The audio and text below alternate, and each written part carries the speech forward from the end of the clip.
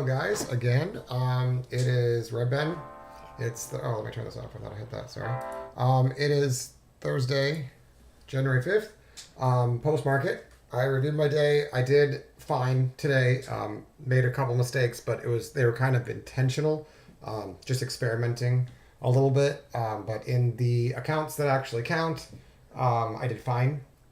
And then, like I said, the experimental stuff I usually do with one of these cheap Apex Apex trader funding evaluations, and that way I can kind of, if it works, if the thing I'm experimenting works, I've already got some experience practicing it, and I'm not going to do something confidently unless I practice doing it over and over again. So it's important to tell the difference between just running your program, like just doing your trade plan, and then experimenting with, hey, what if I do this instead? Or, oh, I think I see this pattern occur a lot. What happens if I respond to that pattern somehow, right? So it's two very different gears that you need to be really clear about, because if you're not, it's just sometimes you're experimenting and sometimes you're doing exactly what you're supposed to be doing. You're going to risk having a lot of like P&L volatility. So to avoid that, one thing that I do is I do these homework classes. These are usually assigned by my coach after a coaching session. We'll go over a new idea and he'll say, okay, now I want you to dig in, look over the last year, and find out how often this works and whether or not there's certain conditions where it never works, things like that, right? So he'll give me a research project basically, where I have to take a new idea and dig in and try to figure out, when do I want to use it, when don't I want to use it. Once I've done that, then the next step is to experiment with that entry idea and see how it actually runs in live trading. Because you can do something in a back test and then you go and you try to do it in real life, and it can be a lot harder in real life to actually pull it off. So it does take some practice. So it's just really important to decide before you start your session. It doesn't have to be the whole day, right? But like if what I did today was I did my regular account in the morning. I hit my goal. I exceeded my goal. I took a break. I then came back to do a stream with my Apex Trader Funding evaluation and mentioned, hey, we're gonna experiment with these new entries, and that was the intention, right? So it wasn't just off on a whim. Let's just try something new. Instead, it was, I've got this new idea. I'm going to see if it works, but I think it works, but I have to live test it first, right? So I want to make that very clear. So the things we're going to talk about today in this kind of homework class these are not confirmed back-tested ideas, right? These are new concepts that, in this case, I'm actually coming up with on my own, but with a little help from the team, and just making tweaks on some things maybe that we've done before, and then adding some other ideas, or applying a new idea that maybe works on one price action pattern and seeing if that same pattern might work on a different price action idea, right? So, if you want to get a hold of me, at RedBenTrader on Twitter. If you want to learn more about the algo, you can email my coach, Simon. You can ask for a free 5-day pass to the room and see what we do in there. It does cost money, so just understand that if you want to ask for the free pass, it's assuming that like you might actually be interested in joining the room. But there is no obligation. If you decide you don't want to do it, it's not for you. That's cool. But yeah, give Simon an email, let him know you talked to me and that I offered you a 5-day free pass. So the algo that we use in the room, again, is quite a bit simpler, right? It's got a lot of colors and stuff, but it's really just a few symbols and their inverses, right? So for instance, there's purple bars and there's pink bars, and those are inverse signals, right? And then there's stars on the bottom and stars on the top, inverse signals. There's triangles on the bottom, triangles on the top, inverse signals, right? So realize that it might look like a lot, but it's actually it's half as much as it really is, because once you learn one of them, it's exactly the same on the other side. I've taken those ideas and I've added to them, right? Because I just for an opportunity to be able to analyze the market a little bit more clearly, in my opinion, I have an easier job with more information. Some people don't, but I do. And then also, I've got opportunities to find these new trade ideas. So some of the things on these charts, for instance, like the X's we're going to talk about today, um, I don't yet have solidified in a trade plan. I don't have like permission from my trade plan, from my trading business, right? From my company that is mine, right? That is my trading. I do not have permission to run real money on these settings yet because these setups because I haven't back tested it. I have to go through this process. This is the start of it before I can even think about risking real money with it, right? So that's what I was saying before. Um, I'm not going to talk about exactly how to build. Where's my okay? I'm not exactly going to talk about how to build each of these signals because first of all, I don't think it's all that helpful. Because you're most likely not interested in just trying to copy all my signals. Hopefully, what you're interested in is learning how to think systematically about your trading. And you may already have ideas that are very similar to this, or maybe totally different. It doesn't matter what your ideas are. The concept is figure out a way to put them in a visual, give you a visual representation so that you have no question that the conditions exist when you see that visual representation, like an X. And then you can go back and say, hey, when else did this thing occur, right? And it could literally be anything. You can build it from any data, anything with numbers, basically. If there's math related to it, you can build the condition, right? So like this is an example. Did I circle the right one? Hold on. Yeah. So this is an example of what it looks like on the footprint. I certainly don't mind sharing that. If you want to do your own interpretation and you want to try to figure it out, that's fine. I'm just not going to spend a ton of time like teaching how to build it because that's not the point. And if you're in the room, I'll show you, right? But if you're not in the room, I'm not going to waste my time.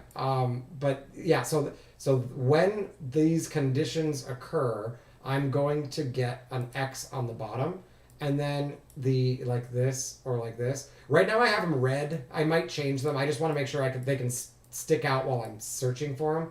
On the upside, I've got this blue color because I don't want it to interact. I don't want it to blend in with the star, but I might eventually just make it white or like change the signal completely. But there are these blue X. There's a lot of signals on this one, so but on the footprint, that looks like this one, right? So on its own, it's not always going to be an entry signal. That's what I'm learning so far, right? If you just went through and you sold every red X and you bought every blue X and you ignored everything else, you'd have to be real quick to make that work, right? You could sell here, you'd do fine. You'd sell here, you'd have to be real fast, and then you'd buy here. You'd have to be real quick, reverting back to here and going short, and then you'd probably stop out, right? It's not the ideal way to trade it, and that's usually the way these work, is because trading's just not that simple.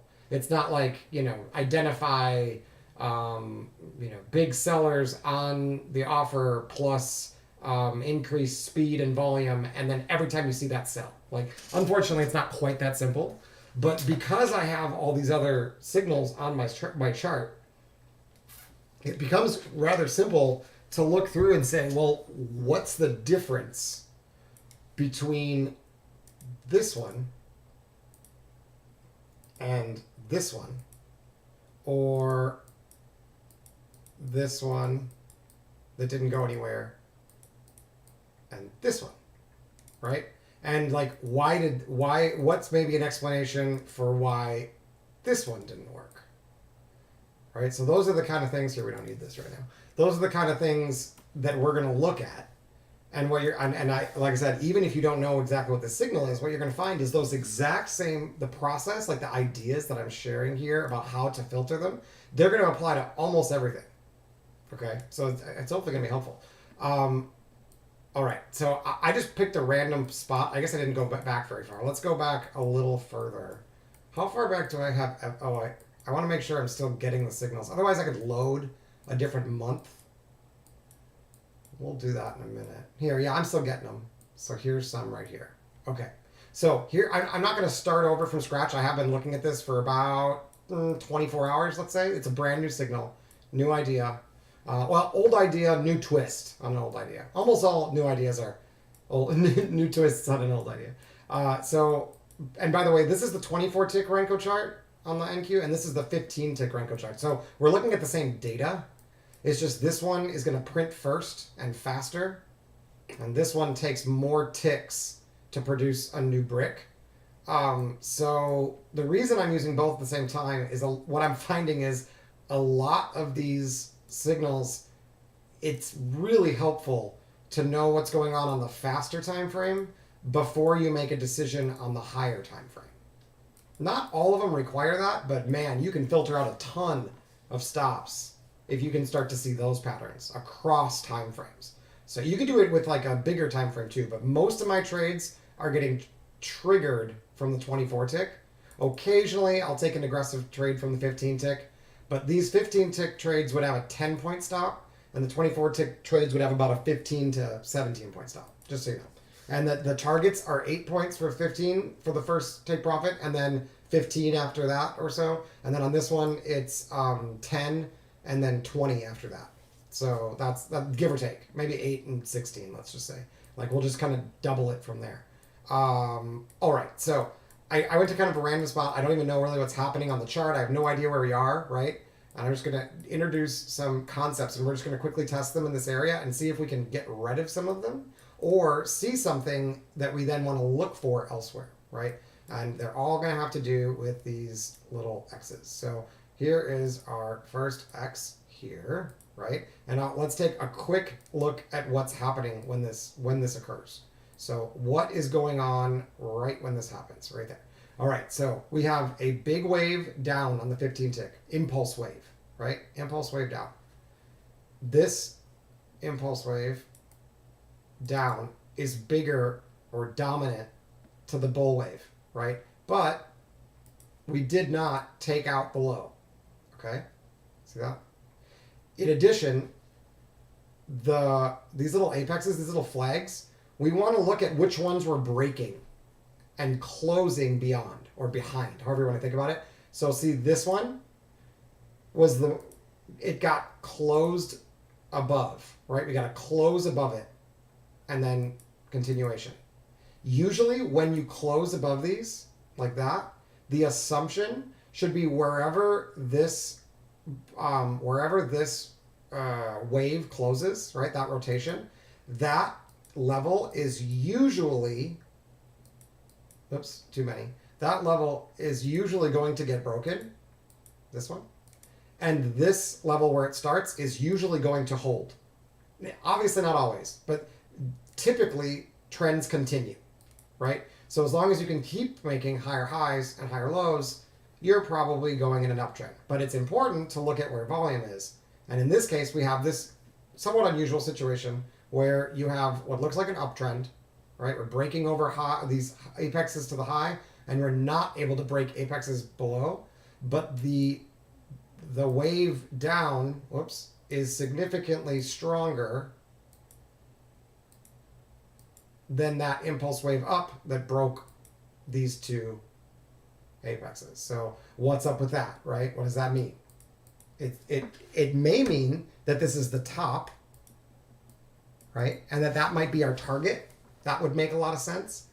And the other possibility is that it may mean that we're in a consolidation phase, right? And that we're not actually trending at all. Okay, so here's the blue. This is the signal, right? Doesn't matter what it means. And let me just back up here and just see a little bit. Okay, so we are coming down off a big wave here, and then we broke above this. So it might just be a very volatile downtrend too, right? But we're just really zoomed in, so we might not see that. So what's happening around here? We have a triangle down and a purple bar right before it, okay? And we also, so that would be a sign that bulls are kind of giving up, yet they came right back with this sign of aggression. It is a sign of aggression. And then to the left of it, we have a star, which is a sign of aggression. We have a diamond, which is a sign of aggression. And we have that dot, which is divergence.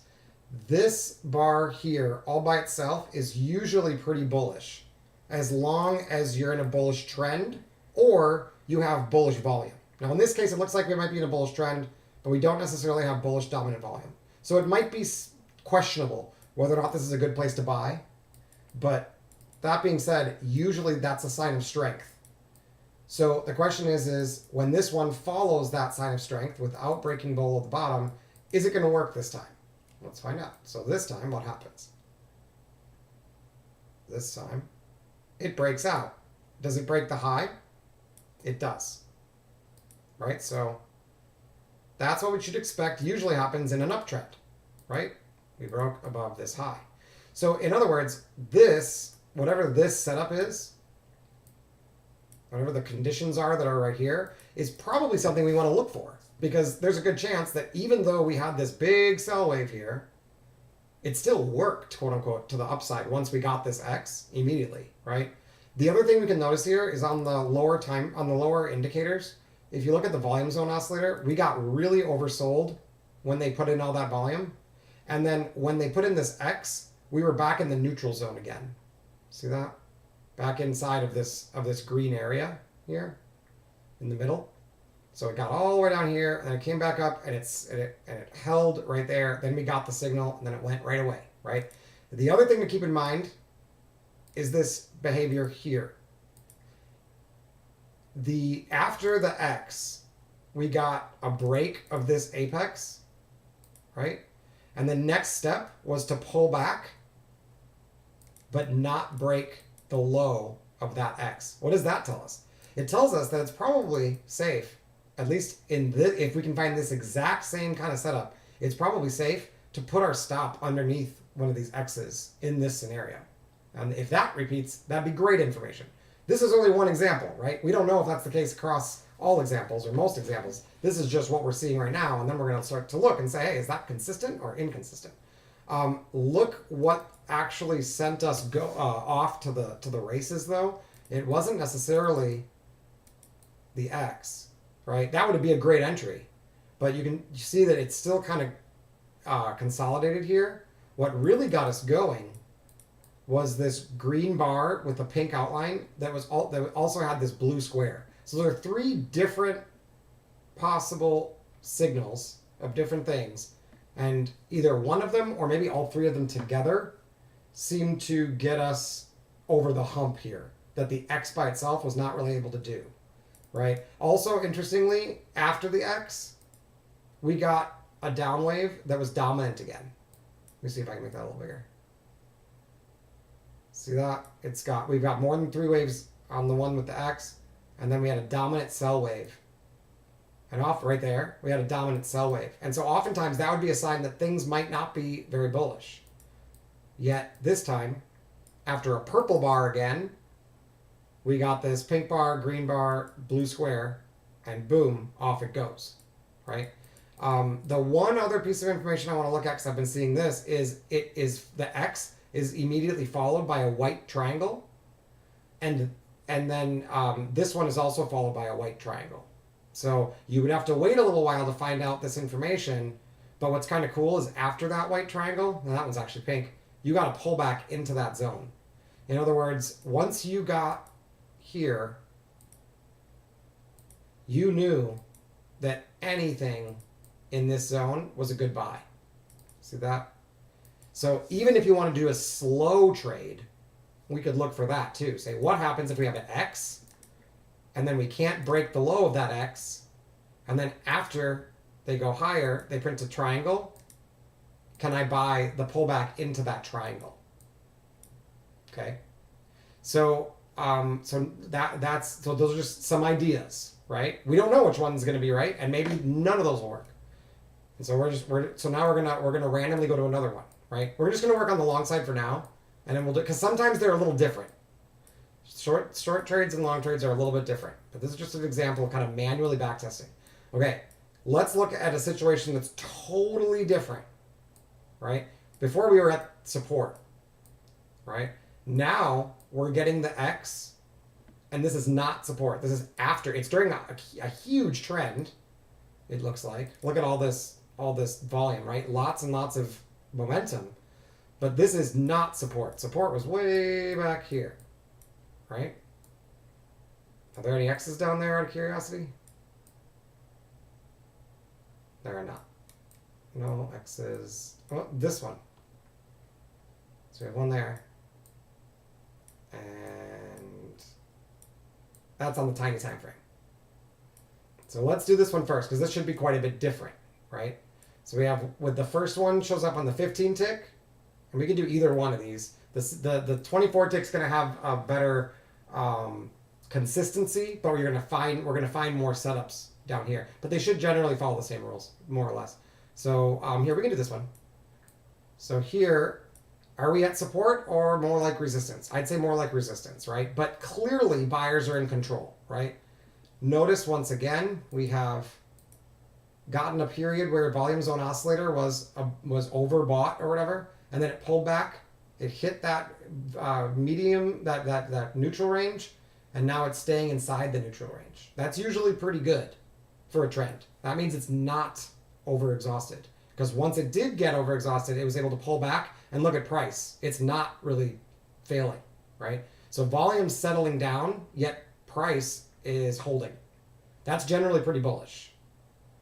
Well, awesome. I gotta hold on. Let me just report this guy real quick for spamming, and then we'll continue.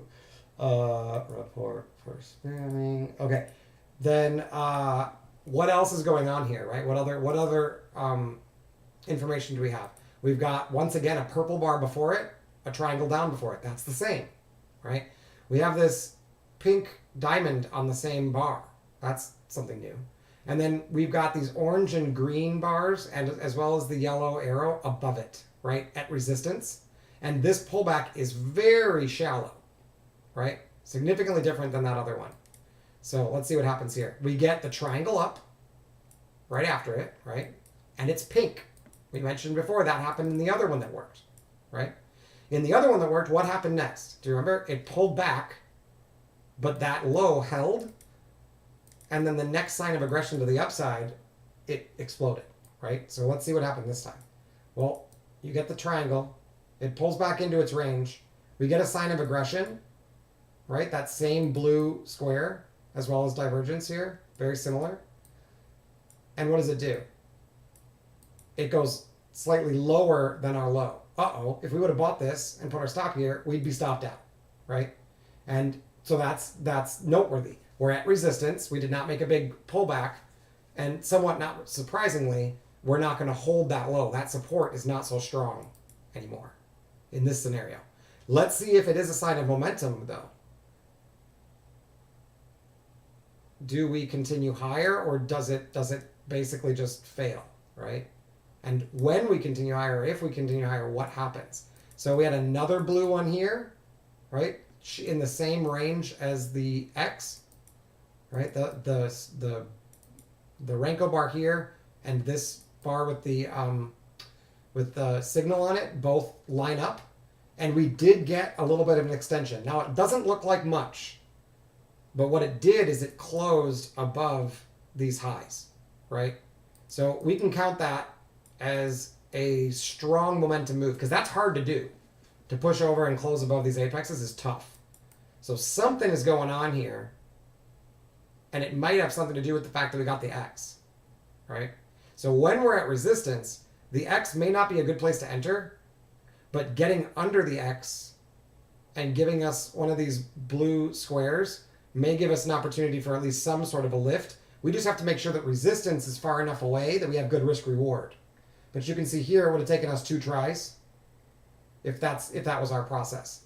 Otherwise, we could wait for the triangle that comes after the blue box. Oh, this one actually was on the triangle, so that wouldn't work in this case. Okay, so now here's the other thing we can do. We can mark the area. We can say, does that zone have any significance? Well, once we got under it, what happens next? Once we gave it up, you can see we came up to it, we retested it, And what do we get? We got a yellow box. Guess what? That's the exact inverse of the blue box. They seem to work together for some reason.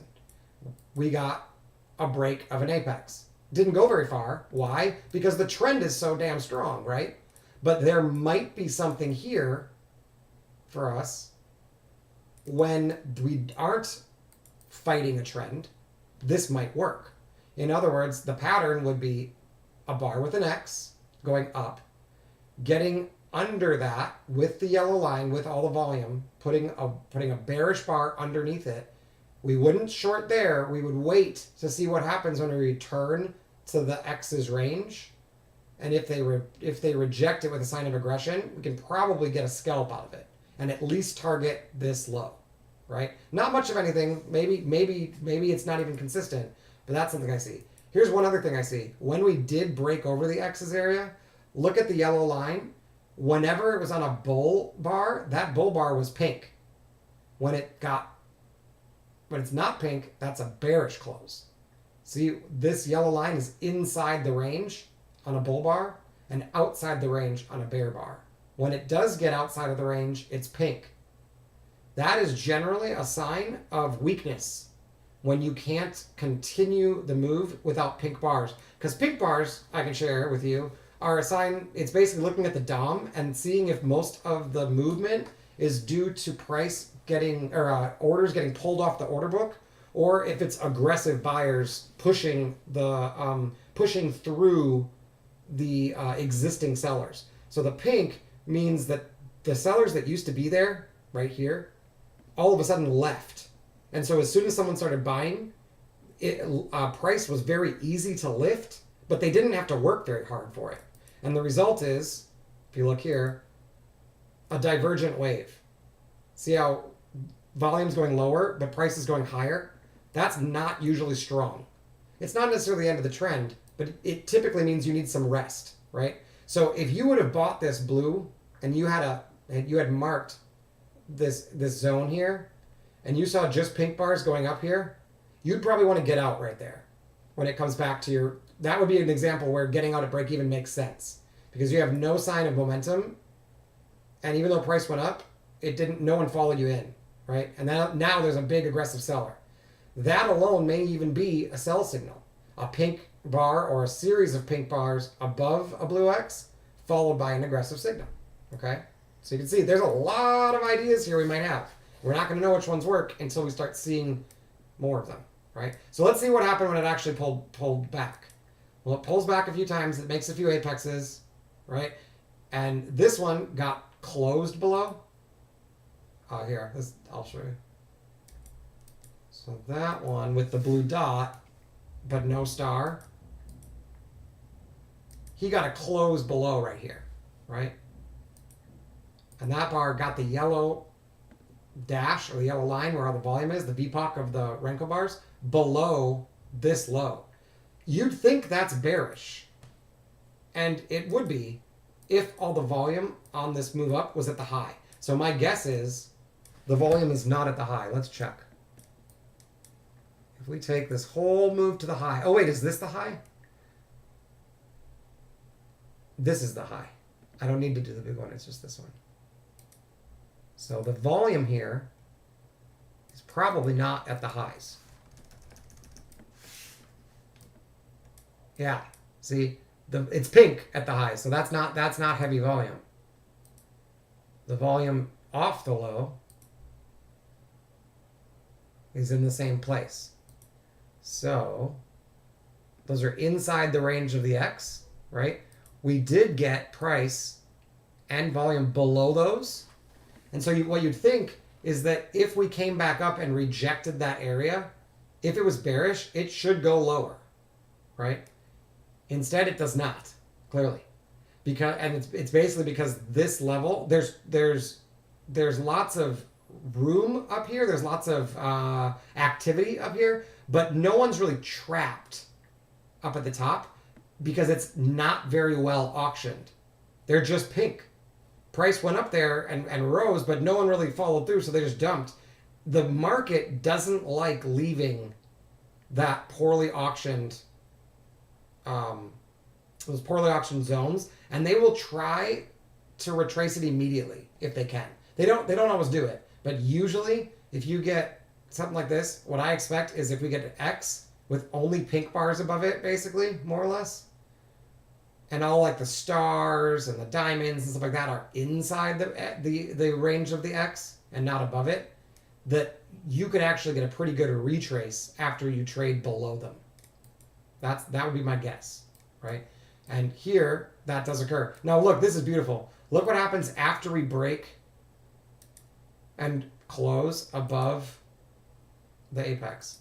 Price comes back down with a star, a sign of aggression, and the arrow, which is a momentum shift, like on a momentum indicator, similar to that. It comes back right into the area where the X was, right? Into that same range, and it finds buyers this time on a divergent bar. So there's more sellers on the bid than buyers on the offer. And what does that mean? It means that there are aggressive sellers down here, yet the price, the brick, the Renko brick closed up at the highs. So that as well may be a good setup. The tricky part is the timing, because you can see we had a similar thing where we had the X, we went above it, then we came back into it and we got the dot, and that one clearly did not work, right? It went down, it tried, but it didn't really work.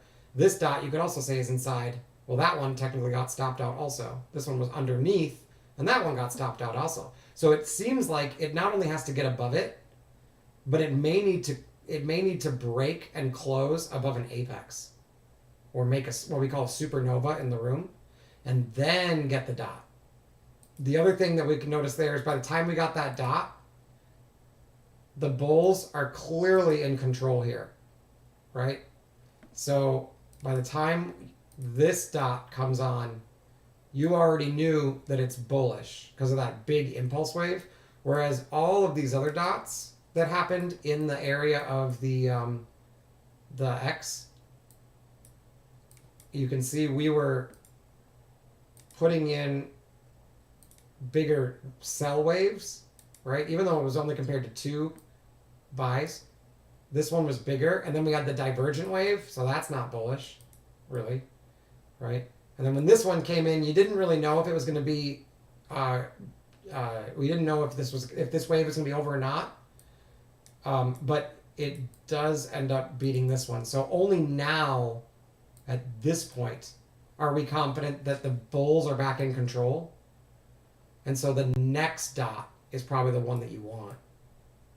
Right there. That's the one you want. After, well, here you're clearly in control. And now we're good. Right? So the process would be, if your X is at the highs, right, make sure that bulls are still in control. You might need a pullback. And then once they are in control again, even if you went lower than that, wait for that trap to occur on a pullback inside of the range of the X, right? That would be the idea there. Okay, let's see if we have another one. Okay, here's this one. So this one's on the 24 tick, so we might be able to use the 16 tick to help us analyze a little bit. So this occurred right here, and that can give us some nuance. All right, I just want to be able to see it because, oh, here, I know what to do. Labels. There. Okay, that should do it. Is it still there? Oh, okay, maybe not. Can I undo that? I don't even think I can. Oh, I can. Okay, cool. So, here, let me save it real quick. All right, so what's happening here? Very similar situation. Big buy wave, right? Big, what's it called? Trend, right? Big trend up. It's at the highs. Generally not a place I'm interested in buying, right? And like I said, it is a sign of aggression. Usually when you have aggression at the highs, getting under it is potentially bearish, right? So, but we saw before in the previous one back here that with these X's, it's okay. You might not want to buy it right away, but it's okay if it gets under it as long as you're just scalping or as long as you didn't trap anybody above them, right? That's what we found down there. And then you could mark its range, and you might be able to get a pullback after a breakout in that range for a buy. Now, interestingly, this time, after this X, we did not get a triangle up. We got an immediate sell. Very different. We also did not have a purple bar before it. We had a star down. So that's different. Okay, it immediately drops after the lack of a triangle and instead getting beat by the star, diamond, right? And then we had a star divergent dot followed by a divergent dot with an X. Okay, is it still bullish? That's the first question. Well, is there any sign that things have changed? That's how I would answer that. Is how would you know that things have changed? Well, the first thing you could do is you could look at the wave to the high and you could ask, well, where's all the volume on the wave to the high? Is it at the highs? Did we potentially trap buyers at the highs? Maybe, right? Way at the high. That's potentially concerning. Up here on the 15 tick, at the same time, once you got that breakdown, you can see that we are getting some bigger sell waves, but overall, the buy waves, are the buy waves dominant? It's close. The buy wave here is certainly dominant to the most recent one. So there's not a huge concern at that point that it's bearish. And then here, see, this buy wave is clearly bigger, right? So it's like we shouldn't be uber bearish at that point. But if we take this buy wave out, oh, is that a new high? Yeah, so if we take that buy wave out, which we do right here, okay, so now buyers may have some momentum, but they're still fighting a huge trend, right? So it just basically means don't be aggressive, generally. So what would we do? Well, I'd probably do the, let's see if the same thing works. If we can break over this, because we haven't yet, maybe we will come back into that range and we can buy it in that area on a sign of aggression. Or maybe it just rejects. Or in this case, we got another X, right? So we get a second X. Now, this one's after a pullback. It's a potential support. It's got a star before it going in the opposite direction and a divergent dot going before it going in the opposite direction. And it's got a divergent dot going in the direction we want on the bar itself, which means that there are heavy sellers down here who got potentially trapped. So this one may just be a place to buy as long as it's bullish still. And, you know, that's a question, I guess, is did you trap everybody up here? I don't know if you're going to break the highs, but if your risk reward's okay to target the high, it's probably okay just to buy it because of the star down here. But let's see what happens when it goes back into this range, because that's the one we were really looking at. Okay, it gets back into the X's range that it beat right here, and it rejects with a star. It tries to get under, but it can only do it with the purple bar. Remember, those are the opposite of the pink, right? So sellers pulled their orders, or the buyers pulled their orders from the order book, but no aggressive sellers really followed them in. Price just kind of dropped and then recovered. So that's not exceptionally bearish, right? If it was exceptionally bearish, we'd see pink bar, star, bearish bar, bearish bar, bearish bar, not this little weak attempt to break down followed by a sign of aggression, the blue square again, right? Now this blue square is back inside of the X's range, but last time we had to get a higher high first before that worked. Remember, if you took the first one before that break, it failed. So let's see if this one fails. It does. So we did not break the high that was produced from the X, right? This apex. We did not close above that. And the result is that blue sign of aggression does not produce much of a extension. It can't get out of this range. What does that probably mean? It might mean these guys are trapped, right? So in this situation, it's possible that blue box followed by star down in the same range as the X might actually be a sell because it's at resistance for a scalp. See that? That makes sense, hopefully. It's a little convoluted, but the idea is we knew what it looks like. So when it worked, let me explain this. When it worked at the highs, I think it was this time. No, it was this time frame. No, I don't remember which one it was. One or the other. When it worked at the highs, there was certain conditions that were true. It had to break. Where was that? I think it was on this one. It had to break over the apex of the high. Or at the high. This one. Right? Big bullish wave. Big bullish trend. We've got that high that it produced. Right? We have to break and close above that high before this consolidation can really be over. Right? Because it's at the highs. It's not at support. It's at resistance.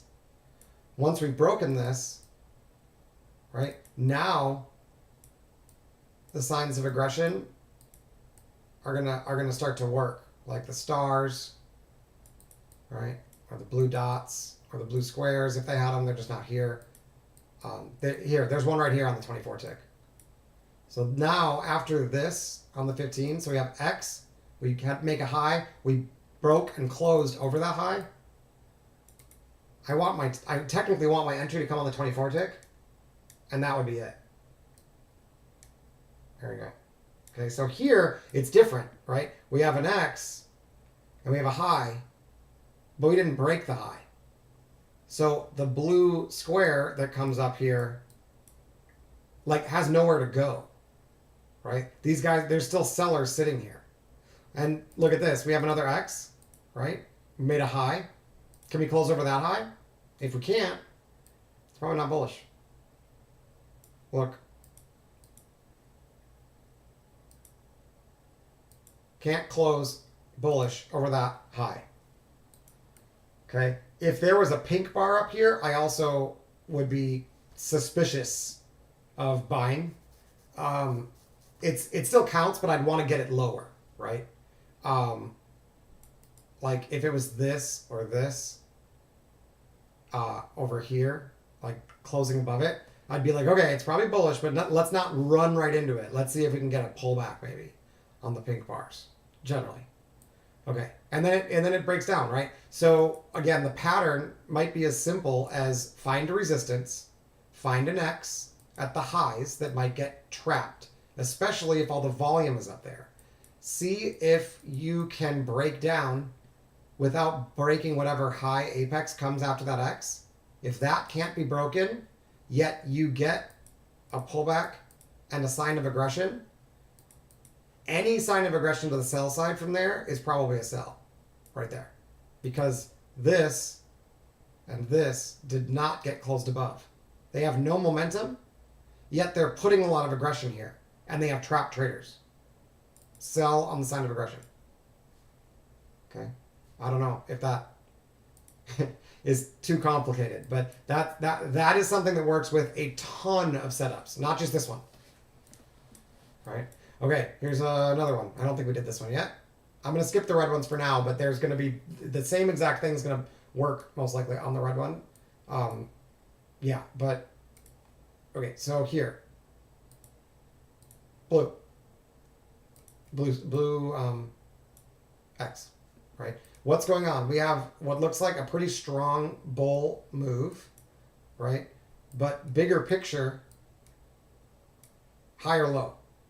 Yeah? Bullish, more or less. So still bullish, no change there. Where are we on the chart? Are we at resistance or are we at support? Well, we're closer to resistance, I'd say, right? This is like they're threatening to put in a lower high here, right? That is resistance, and it's coming right up to this. Okay, so the location's still the same. It's at resistance. Okay, so what's the next thing we do? We find the next apex or high here, and we see, can we break over that high before getting a sign of aggression? Now, the other thing we did before is we figured out where all the volume was, so we could do that too. You could say, here, we can do it here. You could say, where is the volume on this move up? It's near the high. It's right under this. So all the volume is lined up with the X. which probably means if we get under it and we can't break that high and we come back up and reject out of it with aggression, especially if we have an aggressive signal in there where they try to push but fail, probably a sell. We can probably fight the trend, right? Okay. They go under it, right? They break down under it. They give us an aggressive signal, green bar this time, to try to come back up. On the bigger picture, it was a purple bar. So this one might survive. The purple bar is not very strong on the sell side.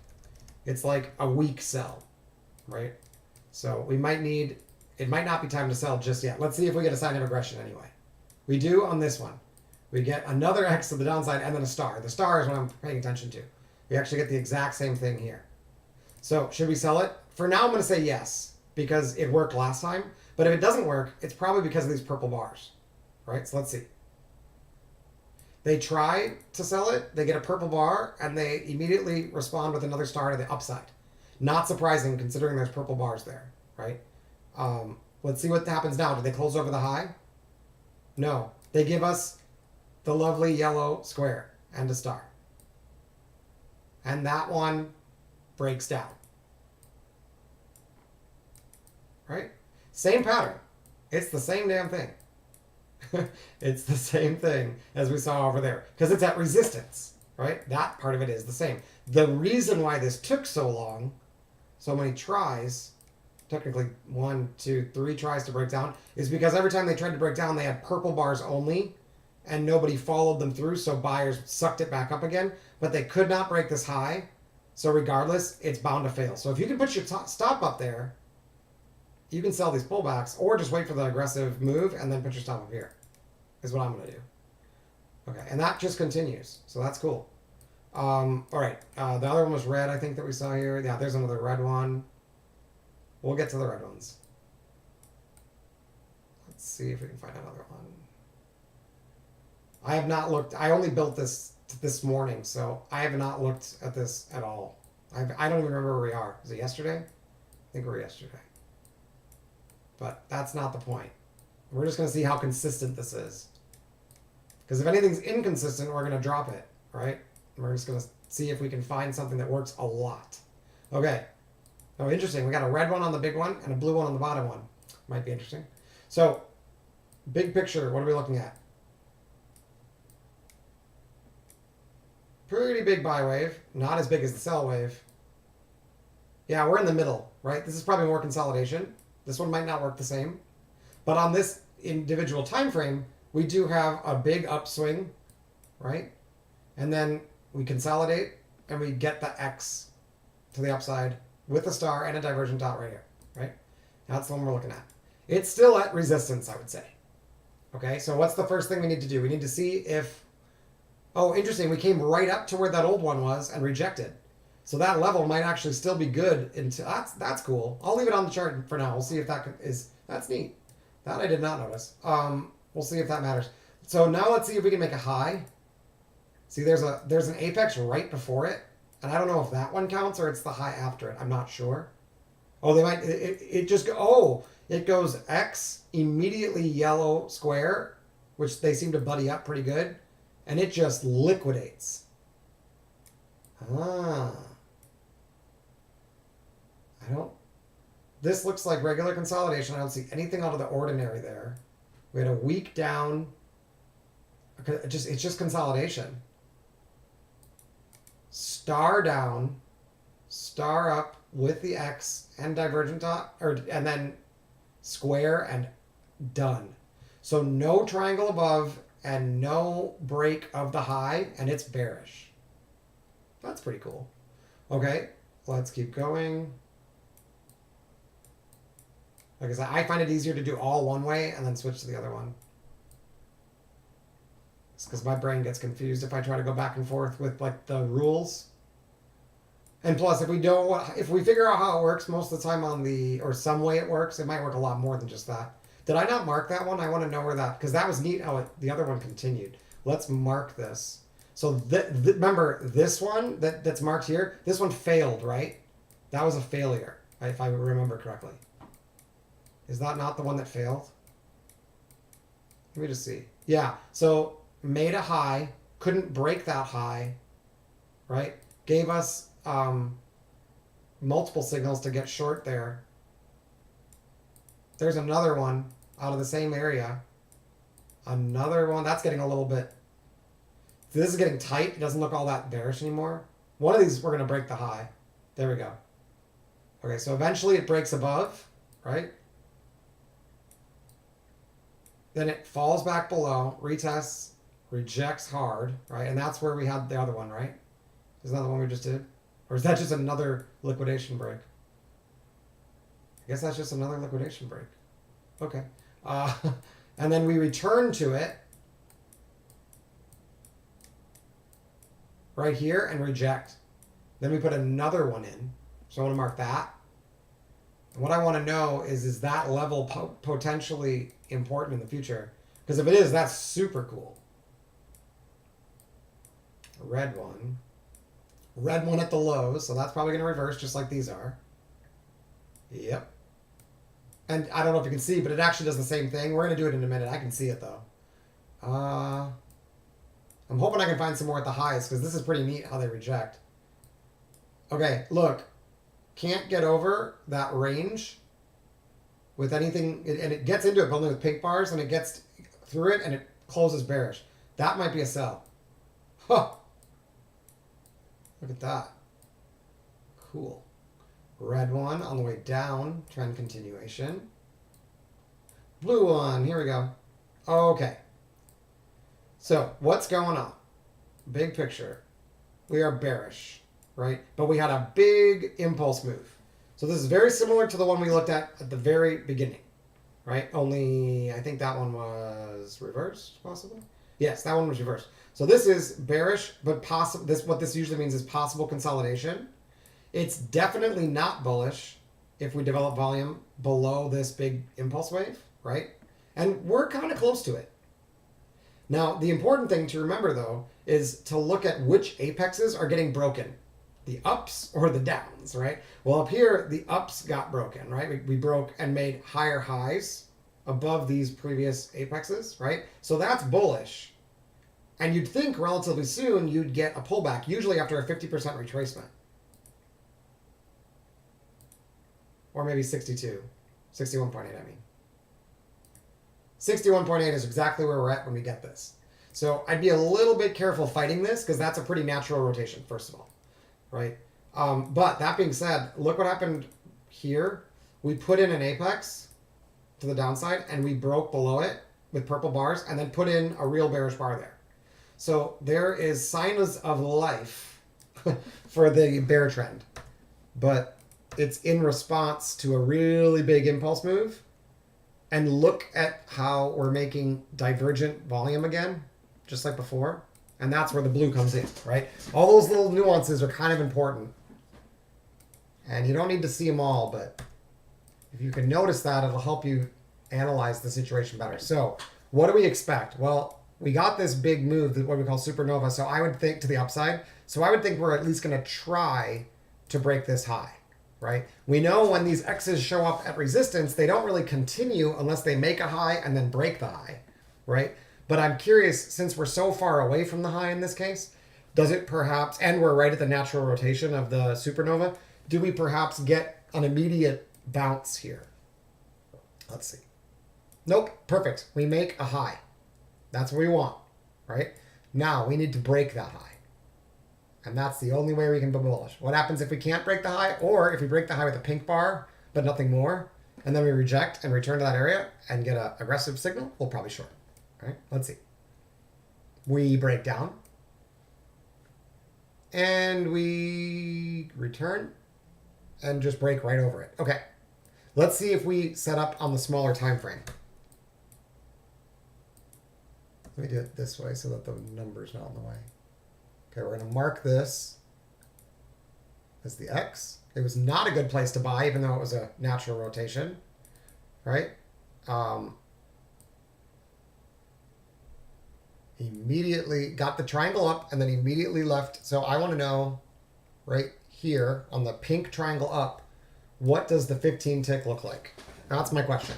Did I have any guess, any reason to believe that there was weakness here on, right there. Signs of aggression. Oh yeah. Look at that. Yellow box. Same exact signal over and over and over again. Same pattern. I know what I'm looking for. It's the same damn thing. It's just not necessarily on the same time frame. That's a little tricky. Okay, let's see if we can find another one. Well, what happens here? Does it come back to it?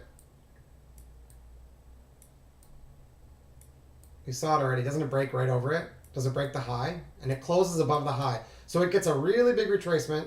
Oh, did that break the support? It didn't. So it returned to the support. See, this was where all the volume was, right? And we traded under it. They tried to save it and they traded lower. But most of these are purple bars. See that? Purple bars at the low. And we couldn't break below this low. So they save it. That's what happened. And that created momentum. Where'd it go? Momentum, which squeezed everyone out, right? And so on the squeeze, it's certainly not going to hold. But I'm curious what happens now that we broke that high. In other words, our pullbacks into the zone followed by maybe blue squares or stars. Are those good to buy now that there's momentum in the market again? So let's see. Blue, square, and a star right back at that high that was produced. That's a very, very shallow retracement. I would not normally buy that without really obvious location. Let's see if that works. It doesn't. Great. That's good to know because that's usually something I want to skip. Let's see if they bounce off of this zone. There's a red X. Oh, there's a blue X here. Well, let me just see if this works quick. It does. Oh, but I don't think it sticks. Blue. And it lets go. Okay, so that would have failed if that's what you were trying to do. But there's two more signals here, so 3. So this one, let's see if this one, it's at resistance, bullish beforehand. Here's our high. Can we get a close above that high? If so, look for pullbacks and signs of aggression, right? So, oh, another blue one. This is going to set up the same way because the high is going to be pretty much the same place, I bet. There, okay. So we made a high, but we didn't close above this high. I'm pretty sure now we need to close above this one because it's the most recent X. That's what I'm guessing. So I don't think there was anything to do with the other one, except for the fact that this might now be bearish. But since we have a new one, I'm not totally sure. We do get a star down with a red X in that zone. This may be a sell because this high did not break over this, did not close over this high. Let's see. Oh, right there. Yellow box, star, sell. I'm almost positive. Yeah, that's decent. And then we get another one. Oh, we got another one here too. So this one, the high is there. So let's restart this. Oh, I guess I should mark where they are, huh? Make sure that, see if that has any consistency. So here's where this one is. Give or take. And then got under it, got another one, right? Got the sign of aggression after failing to close above this one. And then we got another one here. And then we reject. And here, if we can't, since there's another one, I would think if we can't break above this, that it's bearish on a retest of this range too. So let's just spread this out. And we'll say all of this are X's. There's X's all the way around here. And that whole area should be resistance. Yeah. Okay, now let's see what happens when we return to it. Oh, there's another one here too. Here, we can mark this one too. See how we make a new high. We can't close over that high, and instead we get a sign of aggression to the downside, followed by, right? Okay, here's another one. Now, look, this is different. These conditions are different. What's happening now? First of all, it's not all that bullish, right? Bears have some momentum here for sure, especially on the time frame where we see the blue X, right? Bears have some momentum, but are we at support? We have a head and shoulders potential support here, right? More or less, we'd say. Is there any momentum to the upside? I'd say no, not on either one, right? And I don't know whether or not that's required or not. It might be just way more important that we're at support and not resistance. Look how far away we are from the next apex up, right? That's a big move up. So what I don't know is, do we have to wait for the next apex? Or because this is at support and it's following a star and an X, and there's a star trap down here, can we just buy this? Or do we have to wait for a pullback or what? Let's see. We haven't done any at support yet. Okay, it breaks out and it makes a high. Perfect. Perfect. That's what it usually does, right? Pulls back. Does it give us an aggressive sign? Right there. Right? So since we're at support, rather than waiting for this to break, because I don't know if we're going to get a pullback then, normally we'd say, okay, we got this. We'll wait to see if they can break it, and then if they reject it, it'll be resistance. Well, this is probably support, right? So we're going to look at it the opposite way. Plus, we have an X here on the opposite side, so we can actually think about it the exact opposite. I don't know if you noticed that, but it's the same thing, only in inverse. So this one made a low that hopefully can't break. And then there's our first sign of aggression. Here too, right? To the upside. Let's see if that works. Yep. And see how they never pull back? Right? Not surprised. They just squeeze out of there. Why? Because there's trapped traders under here.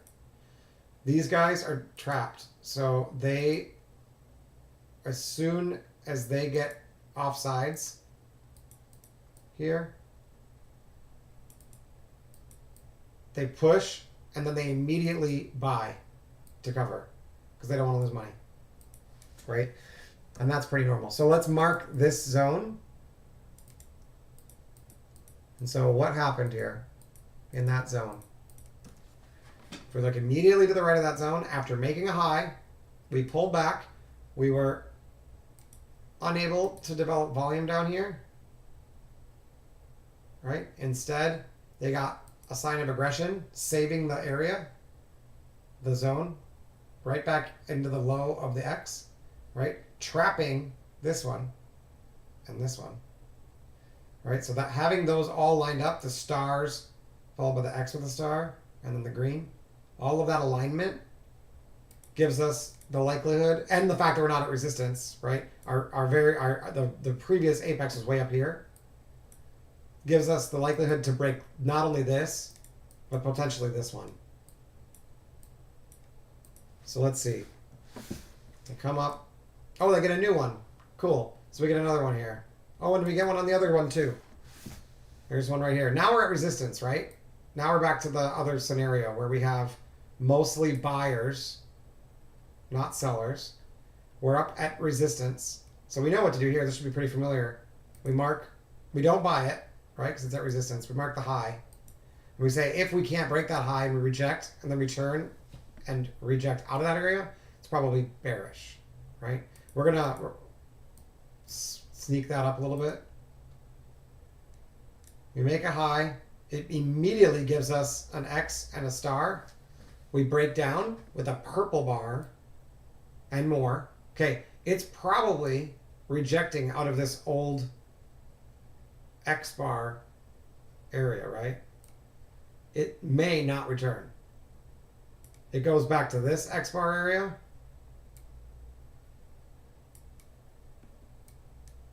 Puts in another red X and another blue X. So let's do the blue X. Is the blue X at resistance or support? Probably more likely support than resistance, I would say. Is it bullish? No, not really, because the bulls have not yet overcome this bear wave, and the bears have overcome a bull a bull wave, sorry. A bull wave. See? So it's at potential support or it's not at resistance, but bears are more likely in control, right? So if we want to look for the bear trade, what we need is to see if they make another high and then reject that. Otherwise, we might have a new pattern. So let's see what happens here. They immediately beat it by a star. Immediately. X comes in. It's X down, X up, star down. Followed by a purple bar. Yeah, and there's just... Oh, interesting. We got another one over here. That's interesting. So what does that do? Ah, sign of aggression. Oh, so this is interesting for sure. It broke down and it went back into the range of the previous one. Right? Here. This one tried to stack on top of it. It fails right back into this zone. So now is this blue, because it tries to get under it and all it can do is get a purple bar under it and nothing more. Purple bar under it and nothing more. We get a sign of aggression here. Along with here. Star and another X. So now is this new support? Or do we need to break this high first? Because I don't know, it looks bearish, right? Okay, we make a high. If we want to be conservative, we probably just wait for that high to get broken and we're good to go higher. Oh, another X. Wow. High, and then another X with a star. Oh, and it's back into the same area. They can't break down. That's probably a buy. They close, and they get another X. Is that a buy too? Look at that. Now it looks like we're maybe more at resistance though, right? More at resistance. So let's play that game again. Here's the level. Wait for them to make a high. Right? Now, do they go back to the level before breaking that high? They do. Do they give us a sign of aggression? They do. That's probably going to fail. Huh. That's pretty cool. Okay. So that's relatively consistent, right? It's obviously not going to work every single time. So, and now, then this is just yesterday, right? But there's a few ways to play it. Now that I'm curious if that works again at support. Let me find one more at support and maybe on the 24 tick. I'll go back. Let's go back and see if we can find another one on the 24 tick. And then we'll do the ones on the other side. But I'm curious if that's consistent at support. Did we do this one yet? This is the same thing. Look. Comes in at support. Sellers have control. But, well, have momentum. But buyers... Oh, I think we did do this one. This is the first one we did. This is the same pattern. Right? It breaks this, closes over it, comes back in, sign of aggression, higher. Right? And then does that level act as support later? It goes through it, or resistance maybe? Resistance, resistance, gets over it. Oh, another X. What happens with that? Oh, let me just get rid of that. This one gets broken. Bounce, broken. Oh, they try to reject it. It fails. X under. So X and then another X underneath it looks pretty bullish, right? It might not be a buy, but it's probably not going to keep doing that over and over again. I don't know. Maybe it does sometimes. It drops back into the X with a sign of aggression. Is that the low? Yeah. Wow. So X at resistance, fall below them, put in another X. Did we break and hold? See, I think we closed above this. We did. See, that close makes the next bullish signal good. Okay, that's really as simple as I can say it. Okay, so let's do the other side, right? Let's see if it's the same or if it's different in the short side, at least yesterday. And then if we want, we can pull up other days and see if it's the same or if it's totally different. So let's see. We'll just go back a little further to Wednesday. Okay. We're looking for red X's. Red X's, red X's. Okay, there's a blue X. Now, it's at support, right? We can do this one quick. At support. Oh, wait, did we do this one already? No, this is different. Just looks the same. X at support, right? But bears have momentum, but support's not broken. What would I expect? Usually consolidation or accumulation, right? So in this case, we have a high here. If we want to be conservative, we want to break that high. But we're not at support, so we don't have to wait for the next high to break. We just need to pull back. There we go. But now we want to pull back, and we want to find a sign of aggression, preferably within the range of this X. Right there. Blue box. Go. Okay, red one. Let me just mark it off so that we have it in case that matters. We didn't get any more, right? Because it's interesting. When you get a bunch of them in a row. Oh, we did get another one right here. We did that one. Okay. Here, let me just erase the lines. Start over. All right. So I guess this is around where we started anyway. That's all right. But when you get a bunch in a row, things might change a little bit. So here are our X's. That's the range. That seems to matter, right? Okay. Now remember, we're going to flip it, right? Because these are bearish bars now. So now this is at resistance. And bulls have momentum, right?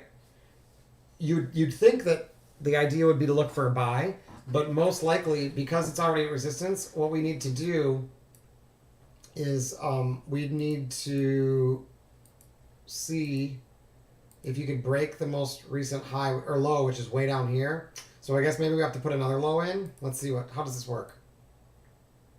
The shorts might be different. Yeah, see, it goes for this low. So when it's really far away from the next low, and especially if it has a sign of aggression on the bar. See, this one's not very far from the new high. So you wouldn't just want to buy it there. It's a very shallow pullback. But this is a very this going bearish because the bigger picture is bearish. Right? We're at a lower high. And we already have a sign of aggression, and then we have the X2. It's going to try to break this low. And it does. Okay, so it immediately breaks the low. That brings us back to where this bullish X was that started this impulse move. And it leaves it behind. Okay, interesting. We get another one here. Right, I'll mark off the area.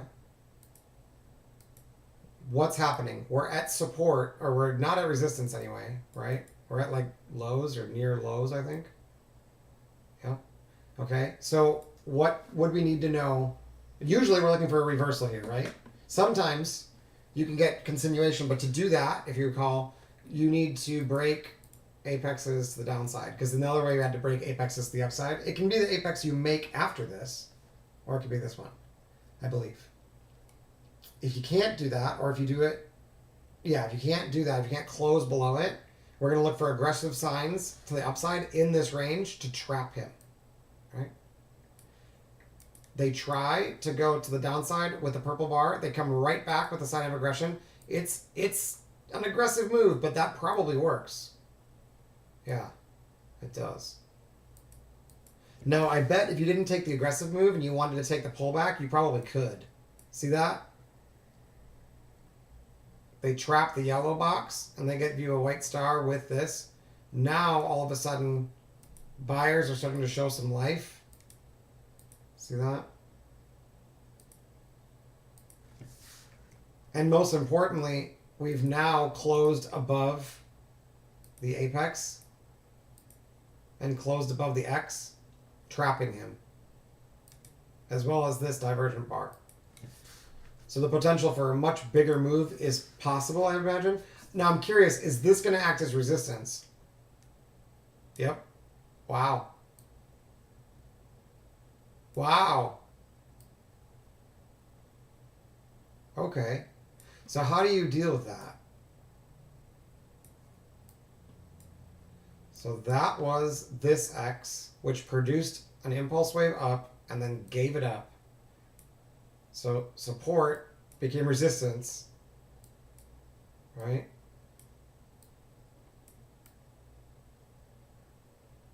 This is really the only sign of aggression. And we definitely have bears in control. That's the only one that I would think maybe I would sell. And I guess that's not horrible to sell that. But eventually it breaks over it. Oh, and then we get a star above it. So this is from a bullish X. So I wonder if best case scenario is we close above an apex like that. And then once you get a retest and a sign of aggression, that's a sign that all these guys are trapped. Let's see if that works the other way. I hadn't looked for that. Let's check. That was this one, right?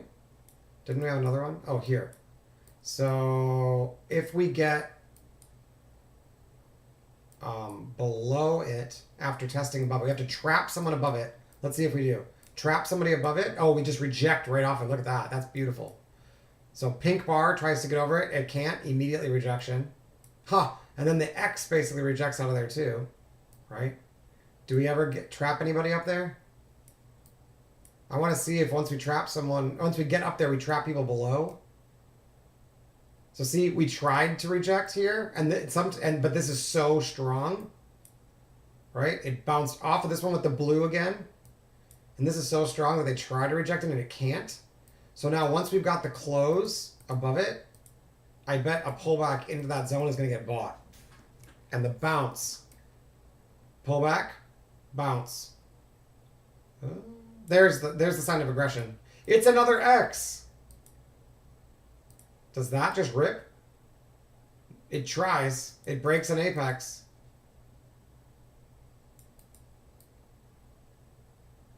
And that's the one we looked at, where it breaks down. So here, the shift, you don't just want to think bullish or bearish. If you're above it, you back into it and you get that break, that's great, right? But now you have to continue to monitor apexes. And if your close on the apex is only a pink bar and you get a rejection immediately after that, be ready for this to liquidate. And if you don't know for sure, that is when you know. Is when they try to save it and they do pink bar, star. In the same zone, same range as this. See that? Same range. Wow, and then it comes right back to this one. Tries to go. Really no aggression here other than this guy. That one works. That's aggressive. That's aggressive.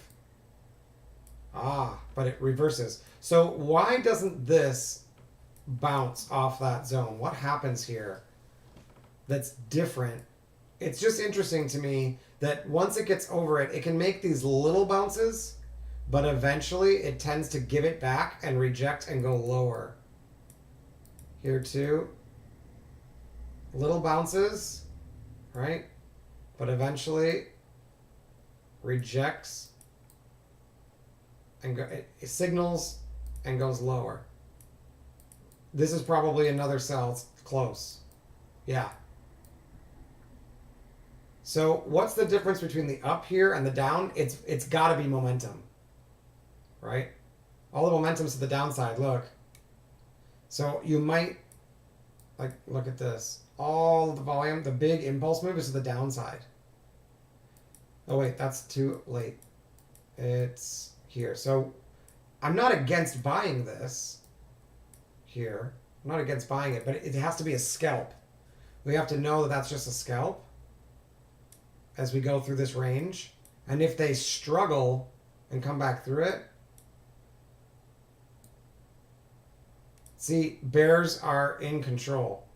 they've got more volume on the down than they do the up, right? So this one is not one you want to take, right? Can probably skip that. Only 2 waves on the down. We're not going to count that. Only 2 waves on the down. So they have to beat this to be bullish. Oh, yeah. Look at that. They can't do it. And then what happens? They've got a 4 bar wave here. It gets beaten here. And it's over. Oh, one more time. You guys suck. Okay. So as long as those don't get taken, it's bearish. Wow.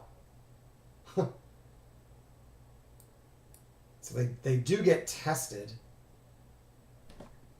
This is the problem with the 15 tick, because there's just lots of noise. And then it finally rejects there. Like I said, it'd be great to have something in here that says, don't even think about buying this over and over again. We make a high, and we make another high that's lower than that high. That's one thing I see. Here, we make a high. We close over that high. So the chances are we're probably going to go higher, right? We can't close under this one. We should be targeting up here. We can't do it. We make a high. We can't close above that high. That pink bar star after the apex. Yeah. Okay. Whew. That's tricky. Apex. Oh, that's it. So you wouldn't know about that one. This is your sell, or else wait for that, and when it doesn't reject and you get another sign, you could get short here. Does it set up the same way that here? All the way down, over it, pink bar, orange bar. You could be really aggressive and short this, but you did get one. Well, you don't have a close. You need an apex. That's right. So apex on the top. They try, and they get pink bar, aggression.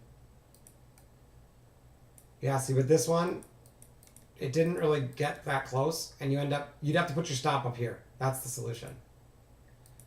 That's the solution. That sucks, but that's the solution. Yeah. Yeah. And then now you can move it to here. Once you, like 3 bars later, once that apex shows up, you can move it to here. And you could say, okay, if I see an aggressive move after a retrace into this, and they can't close above this, it's still bearish. So that's right there. Huh. Okay. Look, I love how these work as support resistance. I'm floored. Okay, let's try this one. Because I don't remember what happens next or whatever. Now this is interesting because we have X up and then immediately X down. We saw before that created an immediate opportunity to follow the second X. So let's see if that's continuing to be the case. Plus, these two X's are in the same range as an X previously. Now remember, this is a tiny little time frame, so chances are that these kind of patterns won't show up that often on a bigger time frame. But if they are a pattern, they'll usually be the same. So this X gets traded underneath. They try to come back, they put another X in, and then that one gets beat by a sign of aggression and another X. My immediate guess would be we're probably going lower because we had an X, we put a high in, we tried to break that high and we couldn't, and now we have another X, and then they fail, right? So I'd think just lower right away. Okay, one more time. Still, sell that. Oh, another X, look at that, another one. So do you just sell that one too? Yeah. Okay. So when they're in the range, the same one of the opposite or the same, I guess. If you've got another X in the zone, you have to analyze who's in control, right, of price. Like it's clearly going lower, and you want to join that side when that X shows up. You don't want to buy this expecting a reversal. It's not going to work as a sudden reversal. Usually. It would have to be at support, and you would have to like see the other things we saw at support where it goes a little, yeah, it's usually not an immediate buy, right? It's got to make a high, or it's got to break a previous high, something like that. And that just doesn't happen here. Okay, let's see. Hopefully we can find one at resistance and we'll see. Okay, that's, so here's one at support, right? I think we did this one, but maybe not. I don't want to switch back and forth too much, but this one just immediately lifts. And I don't have a way to know that that'll happen, and that's okay. That's just the low of the overnight. It's like just before the open, right? And then we get another one up here. Now this is the open, so it might be a little bit, might not be great. But normally we would do the analysis as it's bearish. I've got a low that we're going to target down here, right? And if I want to continue, I can immediately hit it because it's going with the trend, and bears have momentum. Everything's going together. So I could just sell it because I'm so far, my risk reward is so good. Yeah, and if you wanted to wait for the sign of aggression, since, I mean, it's got an orange bar, but if it didn't have an orange bar, you'd sell this, targeting this. Then once you get that close below, I believe pullbacks that are rejected from that area can be sold as well. Let's see. Oh, they didn't even make it.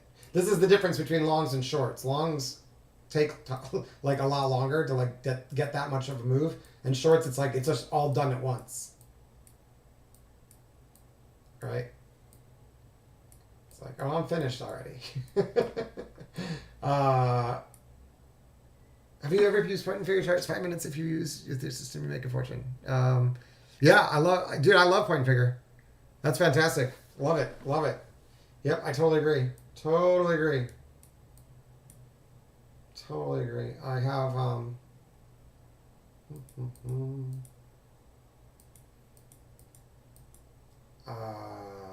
right. Yep.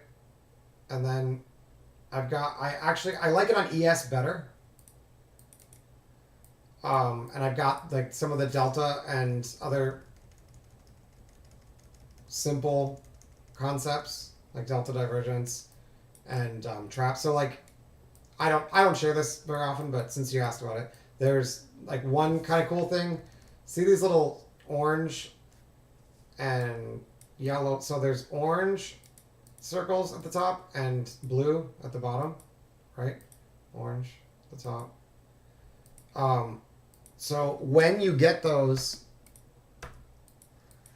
let me remember how this works. If you get those and you have you want to have one of these colored levels outside of the value area. This is the value area of the point and figure chart, which is actually a really cool idea. I definitely recommend you try. So see how there's a big order outside of the value area? When you get one of those and then you can't reach that point and you get one of these signs of aggression right here, you get a drop, right? So, and then same thing here. If you looked at this and you got sign of aggression, if it was bullish, you'd expect a lift here. It just doesn't go anywhere because it's not bullish. You have to do some analysis too. But if you already know that you're looking for a buy, that's how you would do it. So here, I'll find a spot that's bullish and we'll show you. So that's all bearish, right? We need like, I don't have any levels on here, so I guess we could just cheat and come back and see where it is. One below it, wait for the blue. Either one of these are entries. Right? Yep. Yeah. I would agree. The hardest part with point and figure is, in my experience, like you need to be able to ignore the numbers, and just see the important information. As long as you can filter, it's just like the profile, right? The footprint. I have the same issue with the footprint. Like, if I am trading at ES, I don't even really need the algo. I can just, because it's slow, like I can just look at the footprint and I can pretty much see the same thing. Like if I'm watching this and I'm like, oh look, we have you know, a support, right? Those guys got trapped. Shoot, if we get back in there with a lot, look at all the delta, right? If we get back in here and they show any sign of aggression, I should probably buy it, right? And it goes, right, yeah, like, no, they might get you, but look at all that delta. It's like clear as day, right? But on the algo, it's actually looking at the same thing. So if I pull up like the 6-tick algo, it's all there. It's just visual, right? Like I have the entry. It's it's there. It's just it's just a different representation. So having the two together is really good. I have not added the X's on here yet, but the same concept should work on ES as well. Yeah, I love it. That's a good idea, actually. I have not thought about putting them together for swings. That's smart. I like that, actually. Good call. Yeah, and that might actually help with determining whether or not you want to like hold runners or just stick with like scalping, because there's a lot you'll see there that you might not on the Renko itself.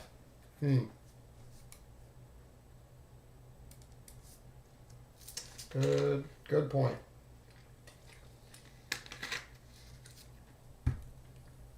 I wonder, when we were looking at that spot where it was ambiguous, was it here?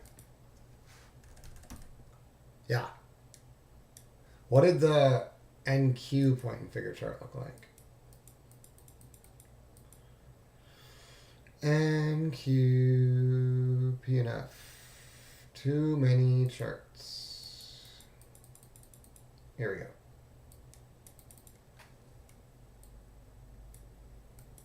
It's this.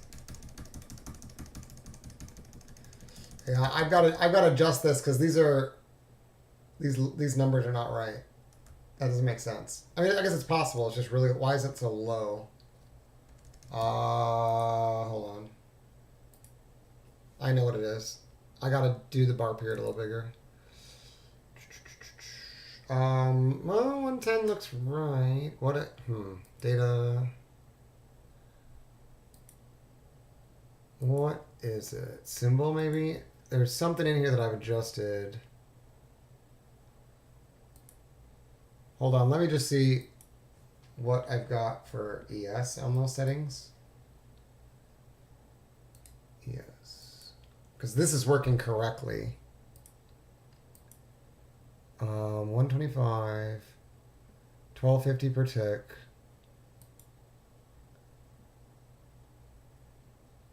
Um, 1.8.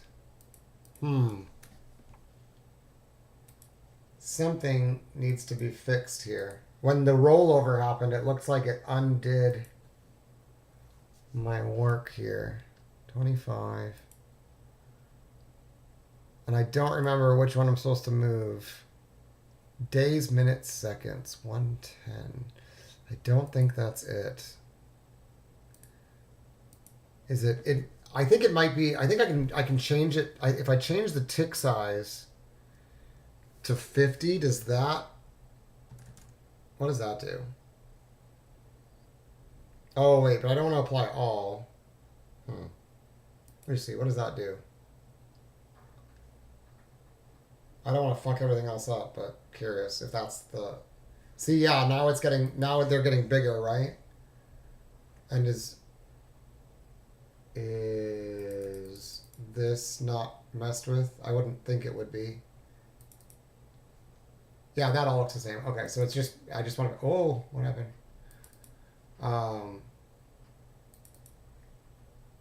See, I'm starting to get a couple signals now. Here's the circles, but I don't have everything on here, but that's okay. It's a little better, but I still don't see the delta levels, so let's just see. Chart settings, what if I make it like, 1.0. So like 4 times as zoomed in. Yeah, I get a couple. That might be good enough, actually. So one cool, if you do this, it might not be perfect, but one cool trick that we've used before is when you get these really big deltas. It works better if they're on the edge of the PNF bar, but it'll work just later in this scenario. What you can do is that same level then, if you go to your, let's see, I guess I gotta color it differently.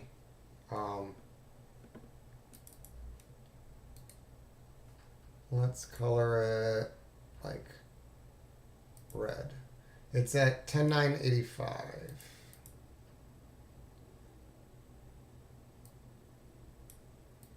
Should be a red line somewhere. I don't see it. Oh, maybe I don't have them copying. Well, it's in here, right? 10.985. I can just put it here. Once you have that big delta, it probably happened right here, right? If you wait for that level to reject, that's going to get you a nice piece of pie, and it's not hard. And then look, same thing, right? And like that'll keep working like a lot for a long time. And here, we'll do another one. So let's find, so this one's in the middle too, so it's not as good. But if we can find one on the, here, this is perfect.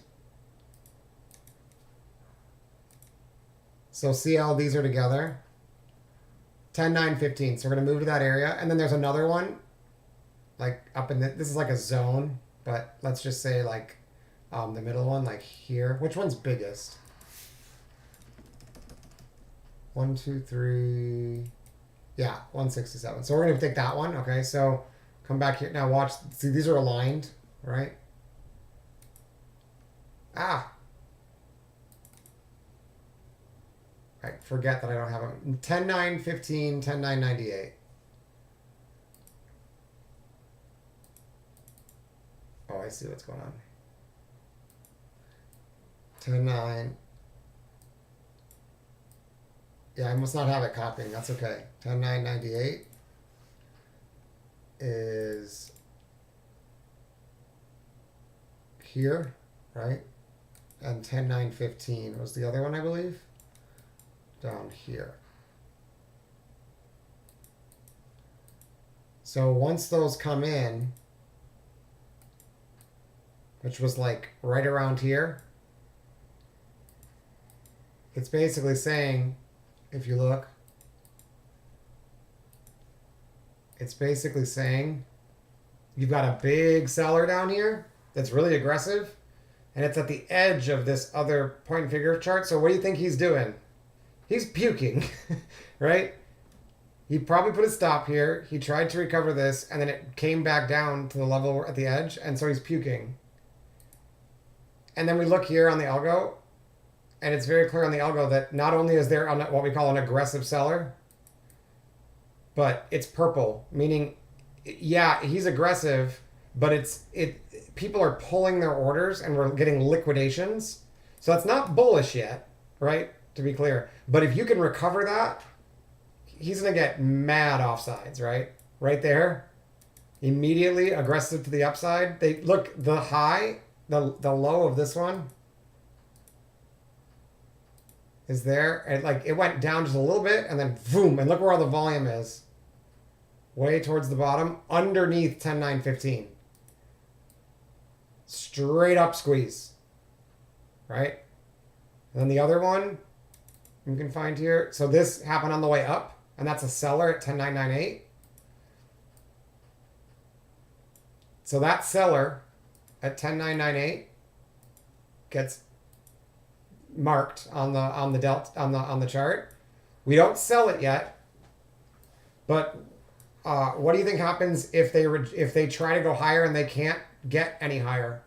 Well, that seller is probably going to defend his position. So you can come all the way back potentially. Sometimes you need, with selling, you need to stop them out and then roll them over again. See that? So you get the X right here, and it's over. X right here, right? You just had to make sure that you're not getting volume developing up here. Otherwise, you don't want to keep fighting it. But if every time you test up here, you're getting aggression, aggression, aggression, this one in particular is a pretty easy sell. These are aggressive, but you have a really small stop, right? This one is perfect because you've already seen all this aggression and they try to come back and then they get aggression lower. So it seems complicated, but yeah, if you know how to read a point and figure chart and you understand like things like delta divergence and other order flow concepts, you could do something similar pretty easily. It does. Now the problem with doing that, well, it's not a problem, but the only complaint is that you have to be able to pick and choose which ones you want to trade, and there's going to be a lot of waiting, right? If you only want to wait, if you have to wait for the big orders to come in, you're gonna wait a while. Like if you're not going to have anything to do, and so you're going to end up missing a lot of moves, but eventually you'll catch them, like here, 11.004. I remember watching this. 11.004.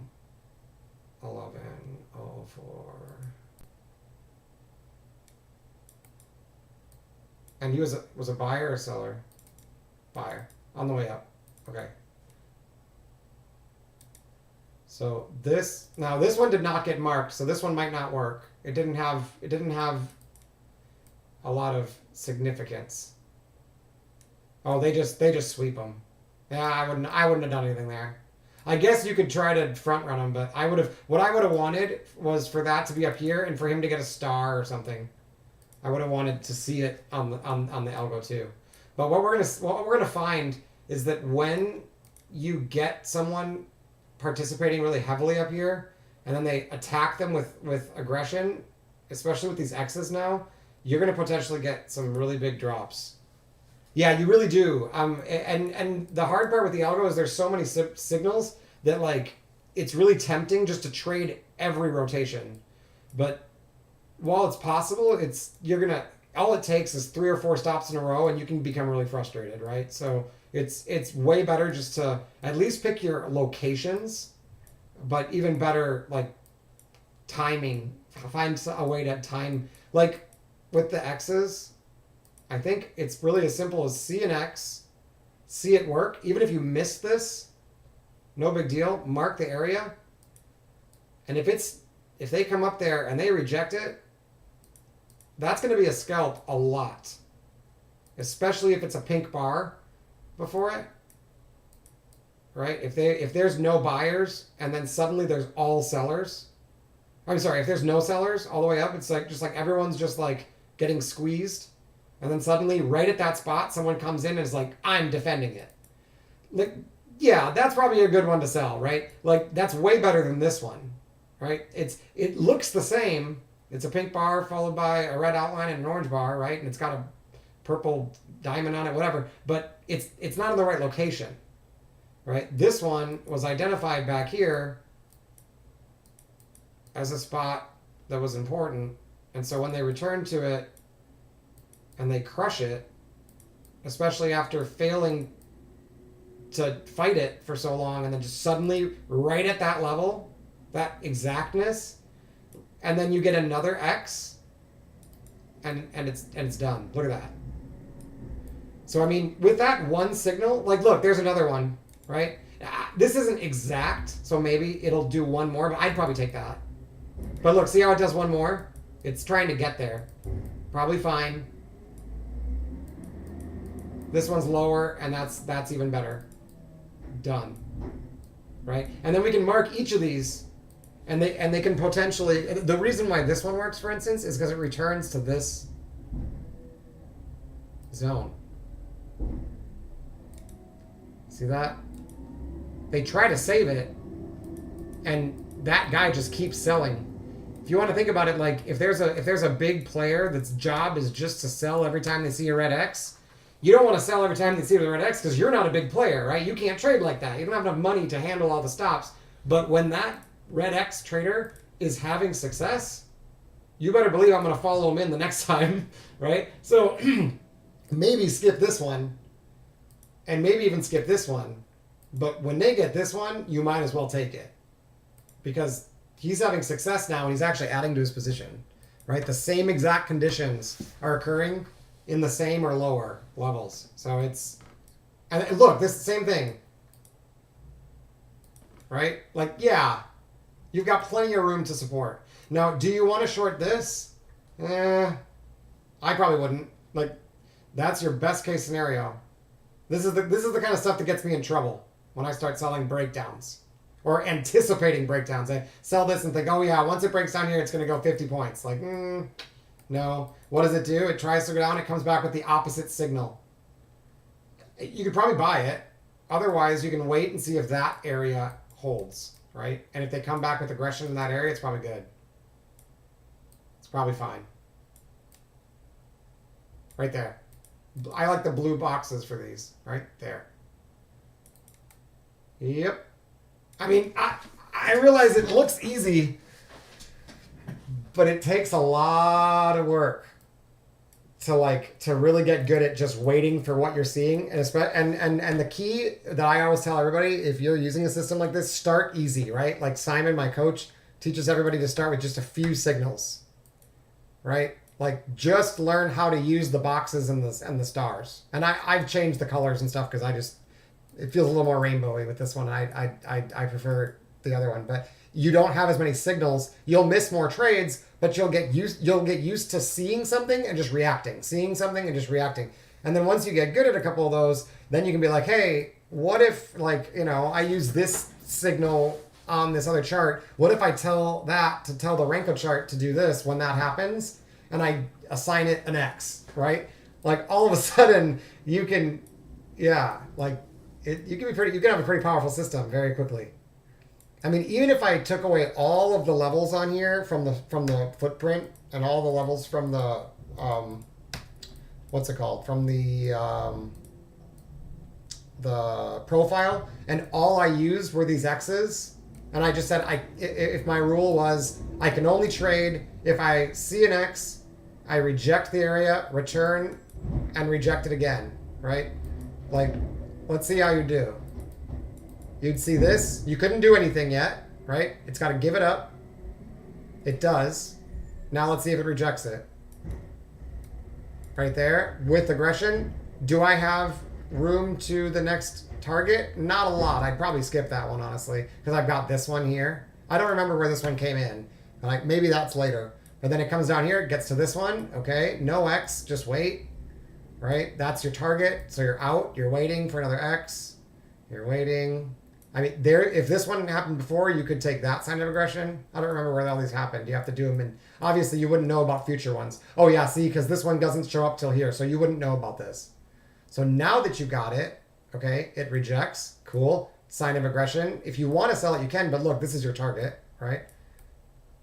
That goes further. Sometimes that happens. Find another one. We'll just do one time frame. Just looking for X's, not using anything else.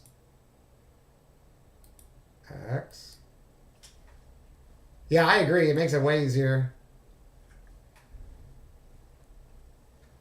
Yeah, that's a good idea.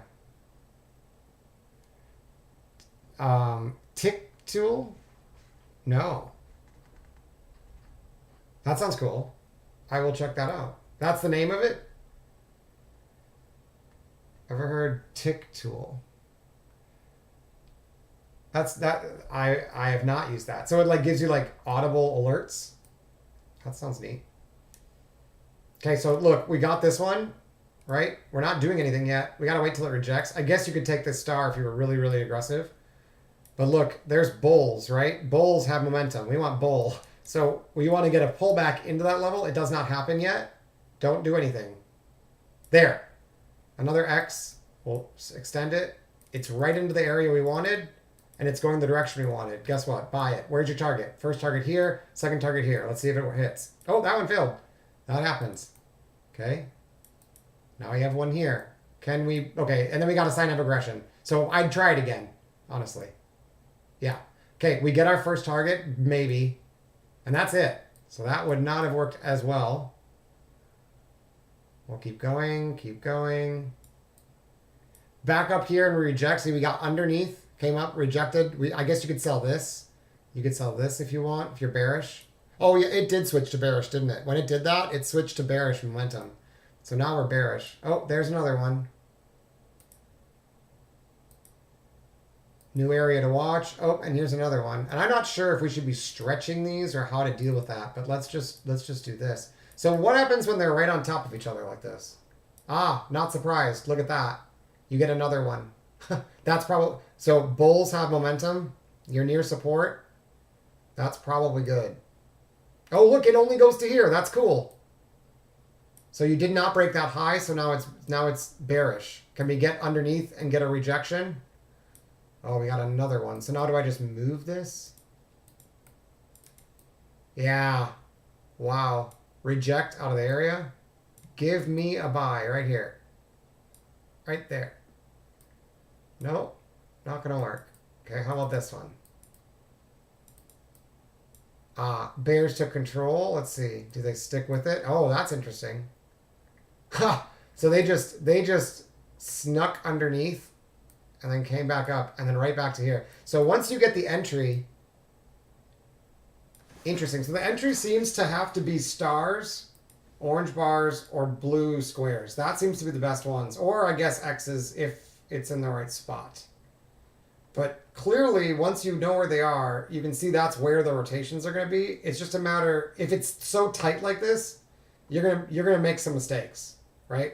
Whereas once it starts opening up, like you get out of this zone and there hasn't been X's recently, you're gonna like this, like you get through it and it comes back and it bounces.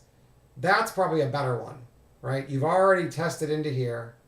You've closed above one of these apexes. That happened right here. You make a new one. You'd expect that to break, but you want to buy down here. You get that confirmation here. Now good to go bullish. If you didn't get in there, there's another opportunity in this location, right? And now here's another one, star, same location, right? And then here's another X. So, oh, and this one's X, then X the other way. So this is probably an immediate sell, I'm guessing, but let's just see. I'm not actually sure what happens here.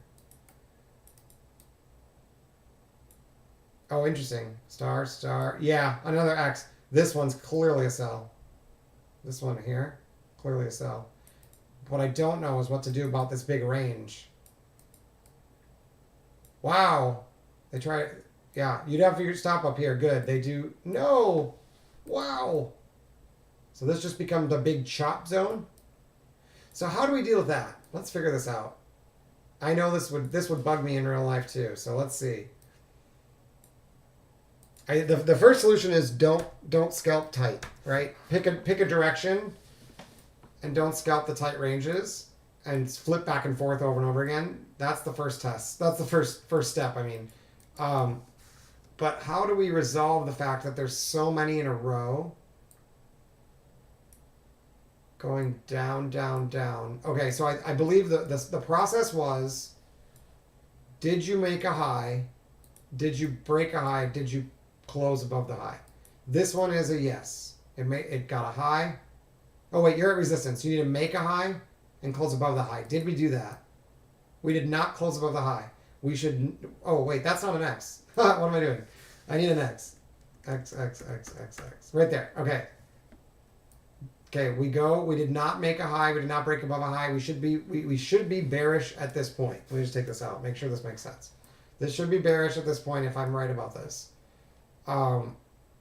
Where we want to be bearish or getting short is here. No, not really any lower, right?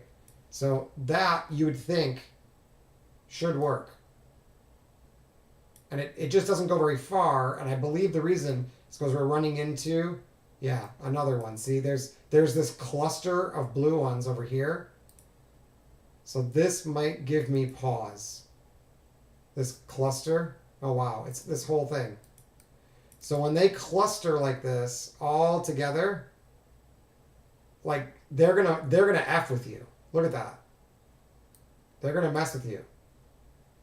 So here you almost need to get under and then come back out and trap back in. That seems to be, does that work down here too? It does. Apex, under, trap back in. Okay. So when you get a bunch of them, it's basically consolidation. That's good to know.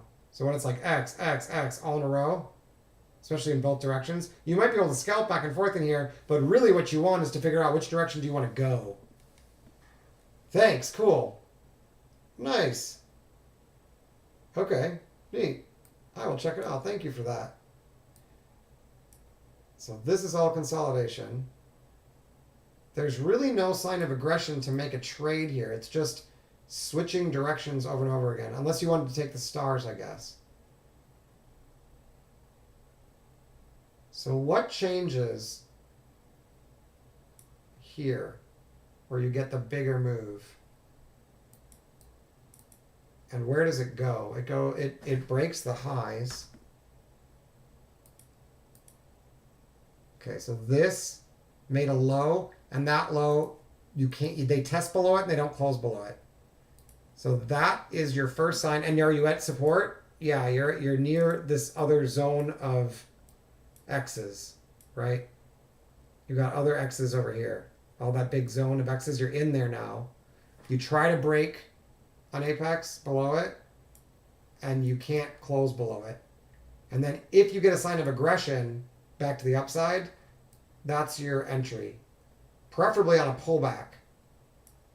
But I guess you could enter here. Let's see if it gets a pullback. Does it come back? Yeah. Does it bounce with the blue box? No. It does. Right there. Does that hold? Nope. Okay, and then here's another one. So this one made a high, did not close above that high. I would think it's bearish, right? But this one does not appear to work. Oh, this is where we are right now. So when you get a bunch of them in a row or in the same zone, you basically just don't have a very good opportunity. That's interesting. You don't have as good of opportunity because you don't have anywhere to go.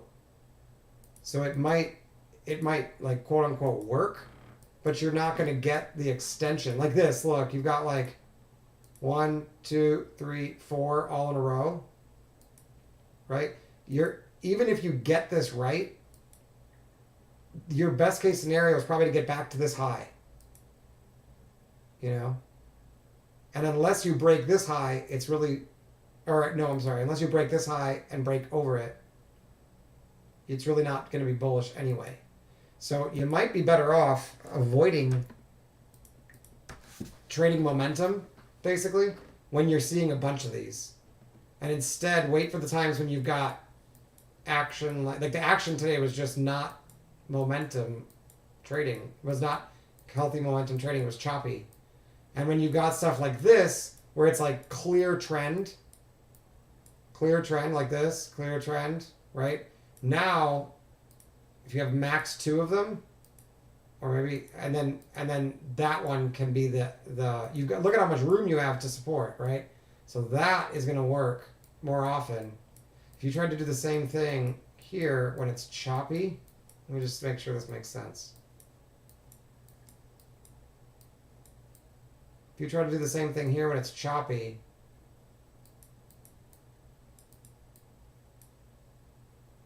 you could see this, think it's probably bearish. Well, you have no entry signal though. Do they come back to it after breaking down? You'd have to get it way up here. Yeah, they don't come back to it, do they? Interesting. So it might still need a little bit of work, but I think when they're all by themselves like this, but this is still a lot of them. Like, what do you do about this? That one makes a high.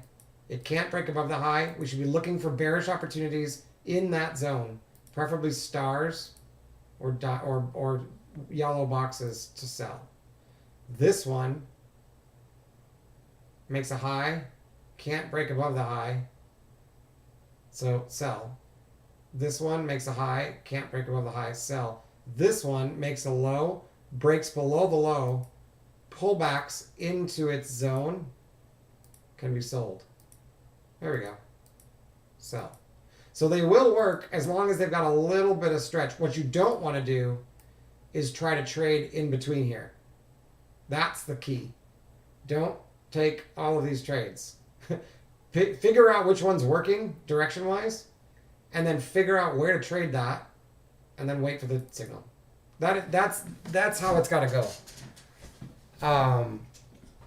That has to be the result. That has to be the solution, because otherwise you get so many of them, and you'll just be like bullish. No, wait, bearish. Wait, oh, bullish, right? So. Yeah, no, I think that's a good idea. And honestly, like, I just focus on the indexes. I found the more charts I have, like the more things I'm trying to watch, the more likely I'm going to get frustrated that I miss stuff. And the less focused I am, like I've already got a lot to watch just on this chart. So I haven't even really done equities for a while. I used to with the options, but I find all I need is NQ, and occasionally yes, if NQ isn't cooperating, that's just all I need. So I want to switch this to a different day. Let's load. What time is it? Oh, it's actually open, but that's all right. It's no fun at this time of day. Data limiting. We're gonna load historical. Data range. And we're gonna load something hard, like let's do like 10. If I remember right, October was kind of tricky. This will take a minute, but I want to see if it stays the same, because I think it does. We'll do like 15. We don't need any more than a couple days, so let's just do that. So this will take a second, but we will be able to see if any of these patterns still existed, like a couple months ago. And you can do this for a year ago or 3 years ago, whatever you want to do, and just see. And what you're going to find is that everything does not work all the time, but there are like regimes where things work in certain ways, and you just have to shift from one regime to the next. And then sometimes stuff just totally stops working completely, and that's just the way it goes. Okay, 10:14. All right, so we want to back it up. So this is the end of the range. So we're gonna back it up at least like 7 days, let's say. Now it looks like I have. No, so I don't have my smaller time frame, but that's okay. We'll just use this one. Like, that's useful a little bit, but let's just do it with one. Okay. I'm trying not to pay attention to like what's happening. I'm just like, because I don't want to be biased. So we'll go back to like Thursday, I guess, the 13th. No idea what day. I'm gonna avoid a Wednesday in case it might be a Fed day. So let's do Thursday, and we'll do London. We'll start there, and because we're searching for these X's, so I don't know how many will show up. Okay, it's still RTH. Oh, I might have gone. Okay, I just don't see a lot of them, but I'll keep going. We'll find them. That's the open. We're not going to do all of this. I just want to pick as random of a spot as I can. Oh, this is data. See how it doesn't go anywhere? So let's do after that. I don't want to do a data release. I don't care about that. I don't trade that. So we'll go to like here. Now that it looks like the data's done, right? So we're looking for X's. X. I don't remember how many bars I told it to load. It might need a little more time. Let's see if we can find one. Okay, not yet. Right there. Okay, there's our first one. Right, so let's do the process that we were doing and see if it works pretty much the same. Who's in charge? Bulls, right? We've got support. clearly intact. Yeah. And well, we had a higher high. It looks like we're coming up, and we might have made a high, but we're generally bullish, right? And this one is going in a bullish direction. Now, we are not at support, right? We're closer to resistance. So we needed to, I want to wait for it to make, unless I had another reason to get long, I want to wait for it to make a high and then break that high. Make a high. Can we break that high?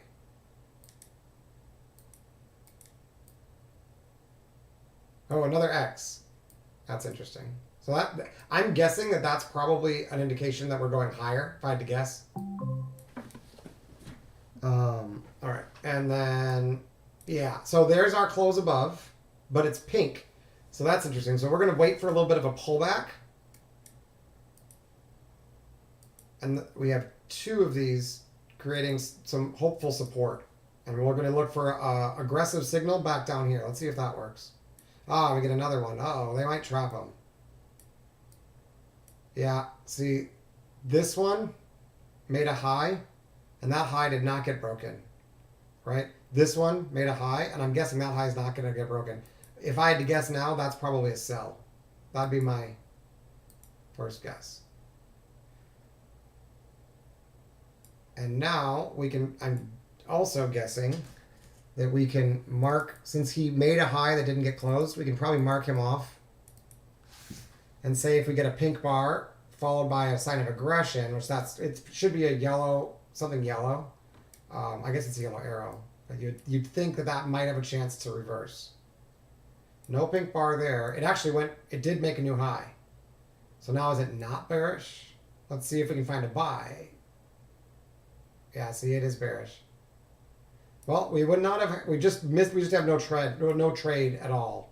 It just didn't set up in the zone in the way that we wanted it to, right? Let's see if it does on the retest. Just wide ranges right through it. Okay, all right. Just nothing to do there. Didn't do it. This is still reacting to that, whatever the data release is here. I don't remember what it was, CPI or something. So we're not, okay, so X down followed by X up in a bullish scenario is usually a buy, as is a star with a dot. So this is probably just buy straight up, but if we want, we could say, let's see. I get it. Oh, that's kind of cool. That's a good idea. Nice. That's very smart. So it uses the, so you're saying it uses the NQ and the S&P, like, almost like it's like comparing the two, almost. Yeah, heat map, totally. Yep. Okay, cool. That's something I've never really used, actually. I've heard of it, but I've never really played with it. Okay, so if it was, I'd say we're not at support, right? So if we want to be conservative, we don't much want to buy this, but I think it's probably okay. You could wait to see if they make a high and break a high. Made a high. Now can they break that high? They do not. So, and this did not turn out to be a very good place to buy, probably because you're at resistance, right? So location might matter more than anything. So now, can this area act as resistance? Let's see. It's got to get up there. Oh, that's a sign of aggression. Well, look at that. That'll lift you. No. Pink bar. No, not what we want. Nope, just went right through it again. So tested below. Tested over it.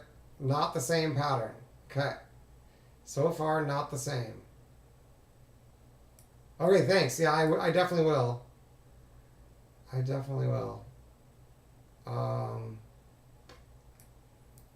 Where's the next one?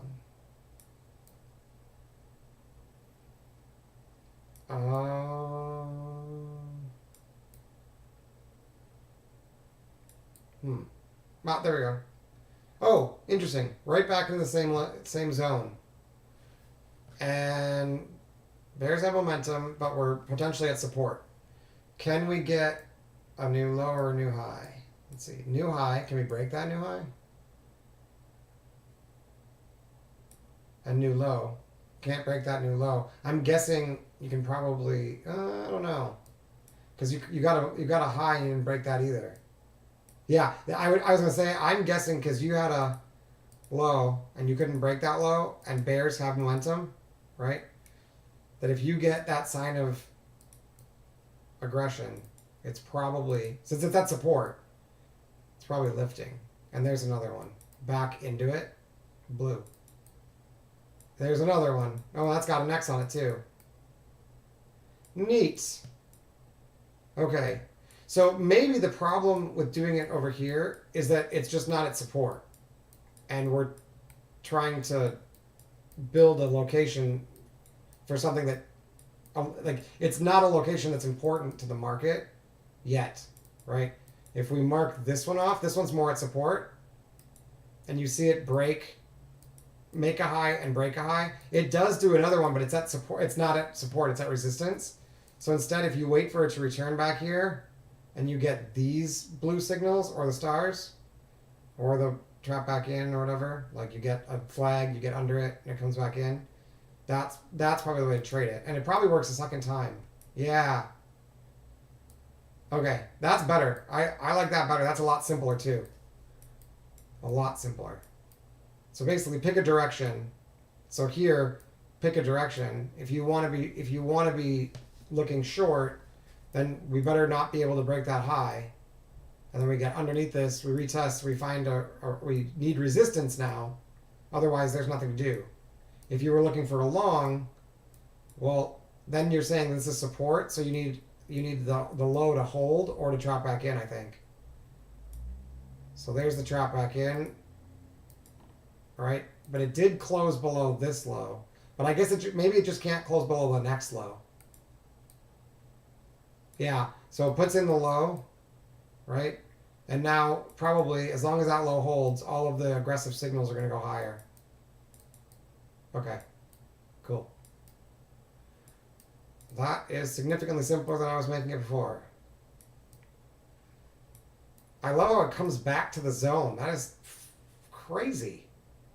Look at that. Weird.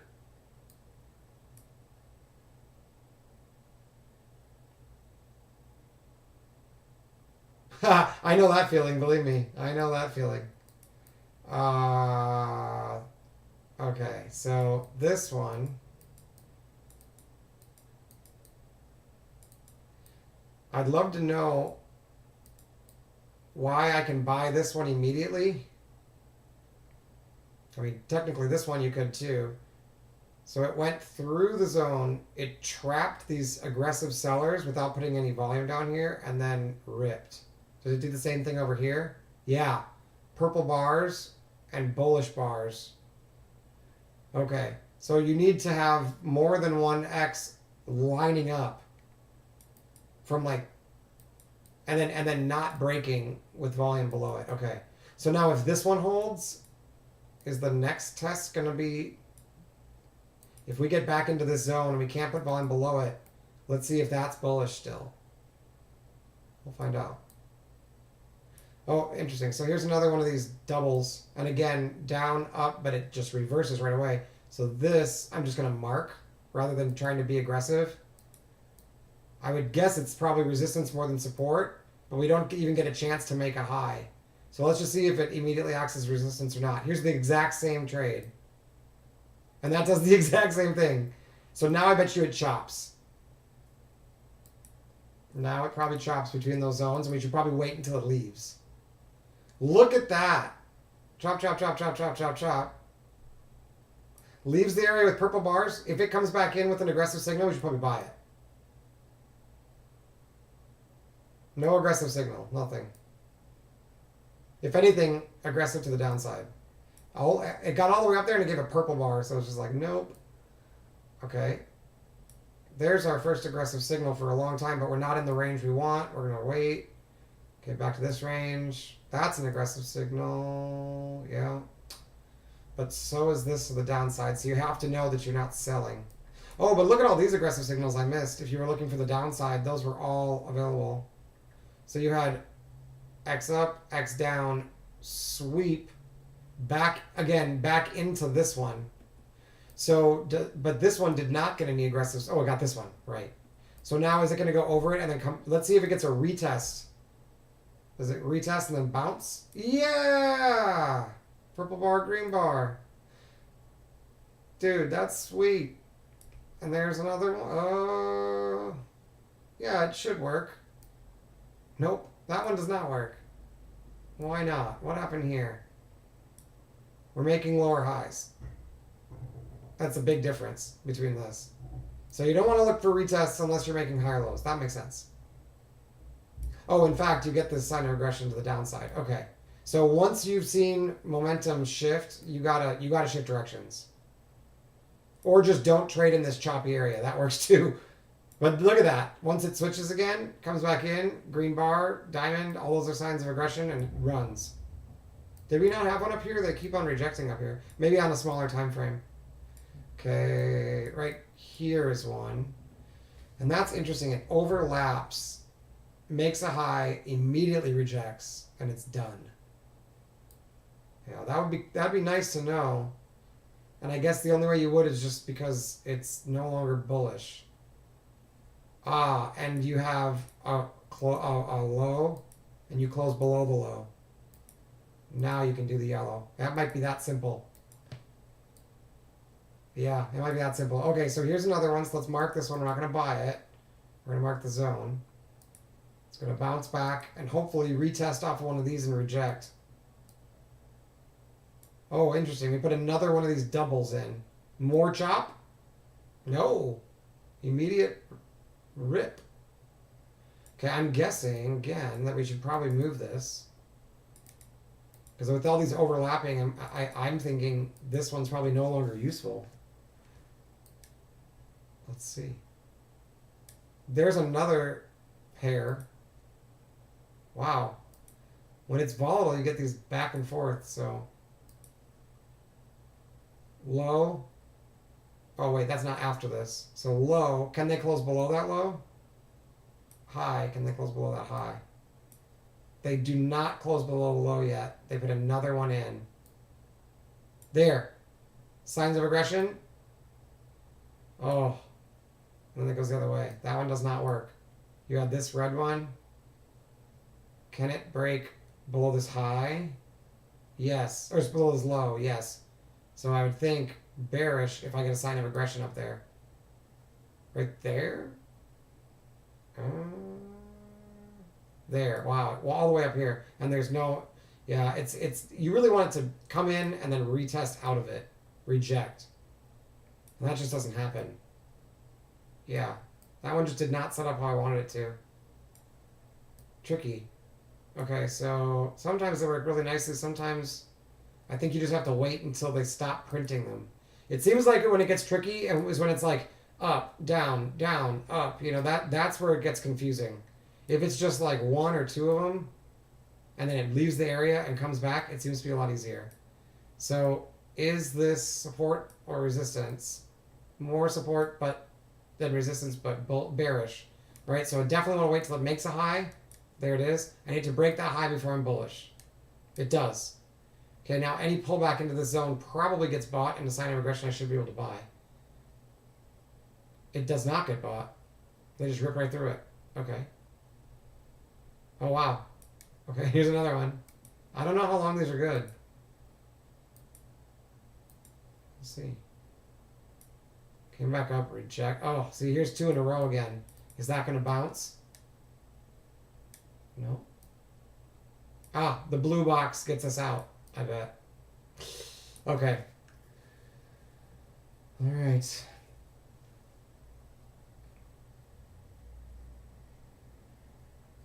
Yeah, I mean, yeah, you could do that. You could do that. If you know the direction, you know, if you're confident about the direction, you can do that. Once you know that it's going in, once it's trending, yes. Where you don't want to do that, what you don't want to do is like buy, let it go, buy, stop out, buy, you know, like that. Don't do that. But I know what you mean. As long as you get the direction right, Yeah, you can just keep moving your stop. I think you're right. Nice little head and shoulders there. And then there's your star off of this level. So it had to go lower because it did not break the high that it made. And then your target is back up here. If not the high before it, which is here. Yeah. Okay, here's one. I'm going to move it. Not sure if that's right.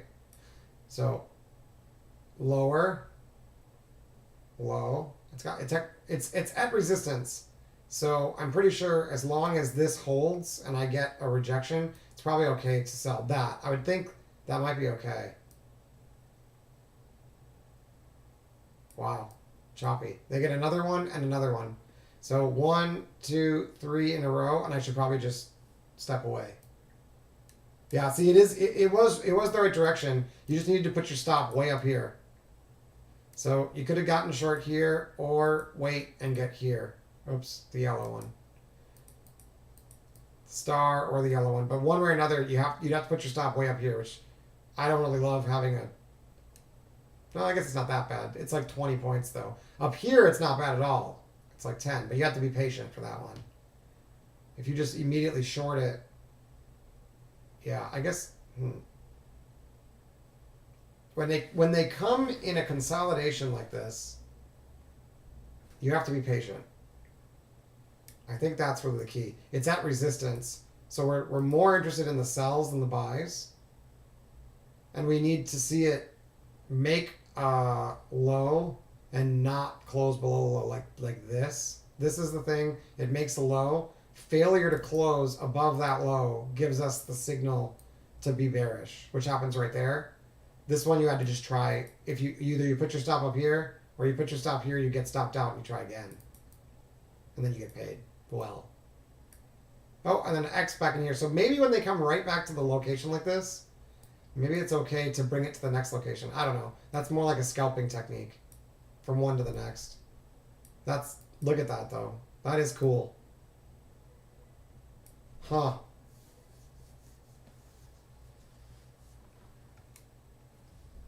Yeah, yeah.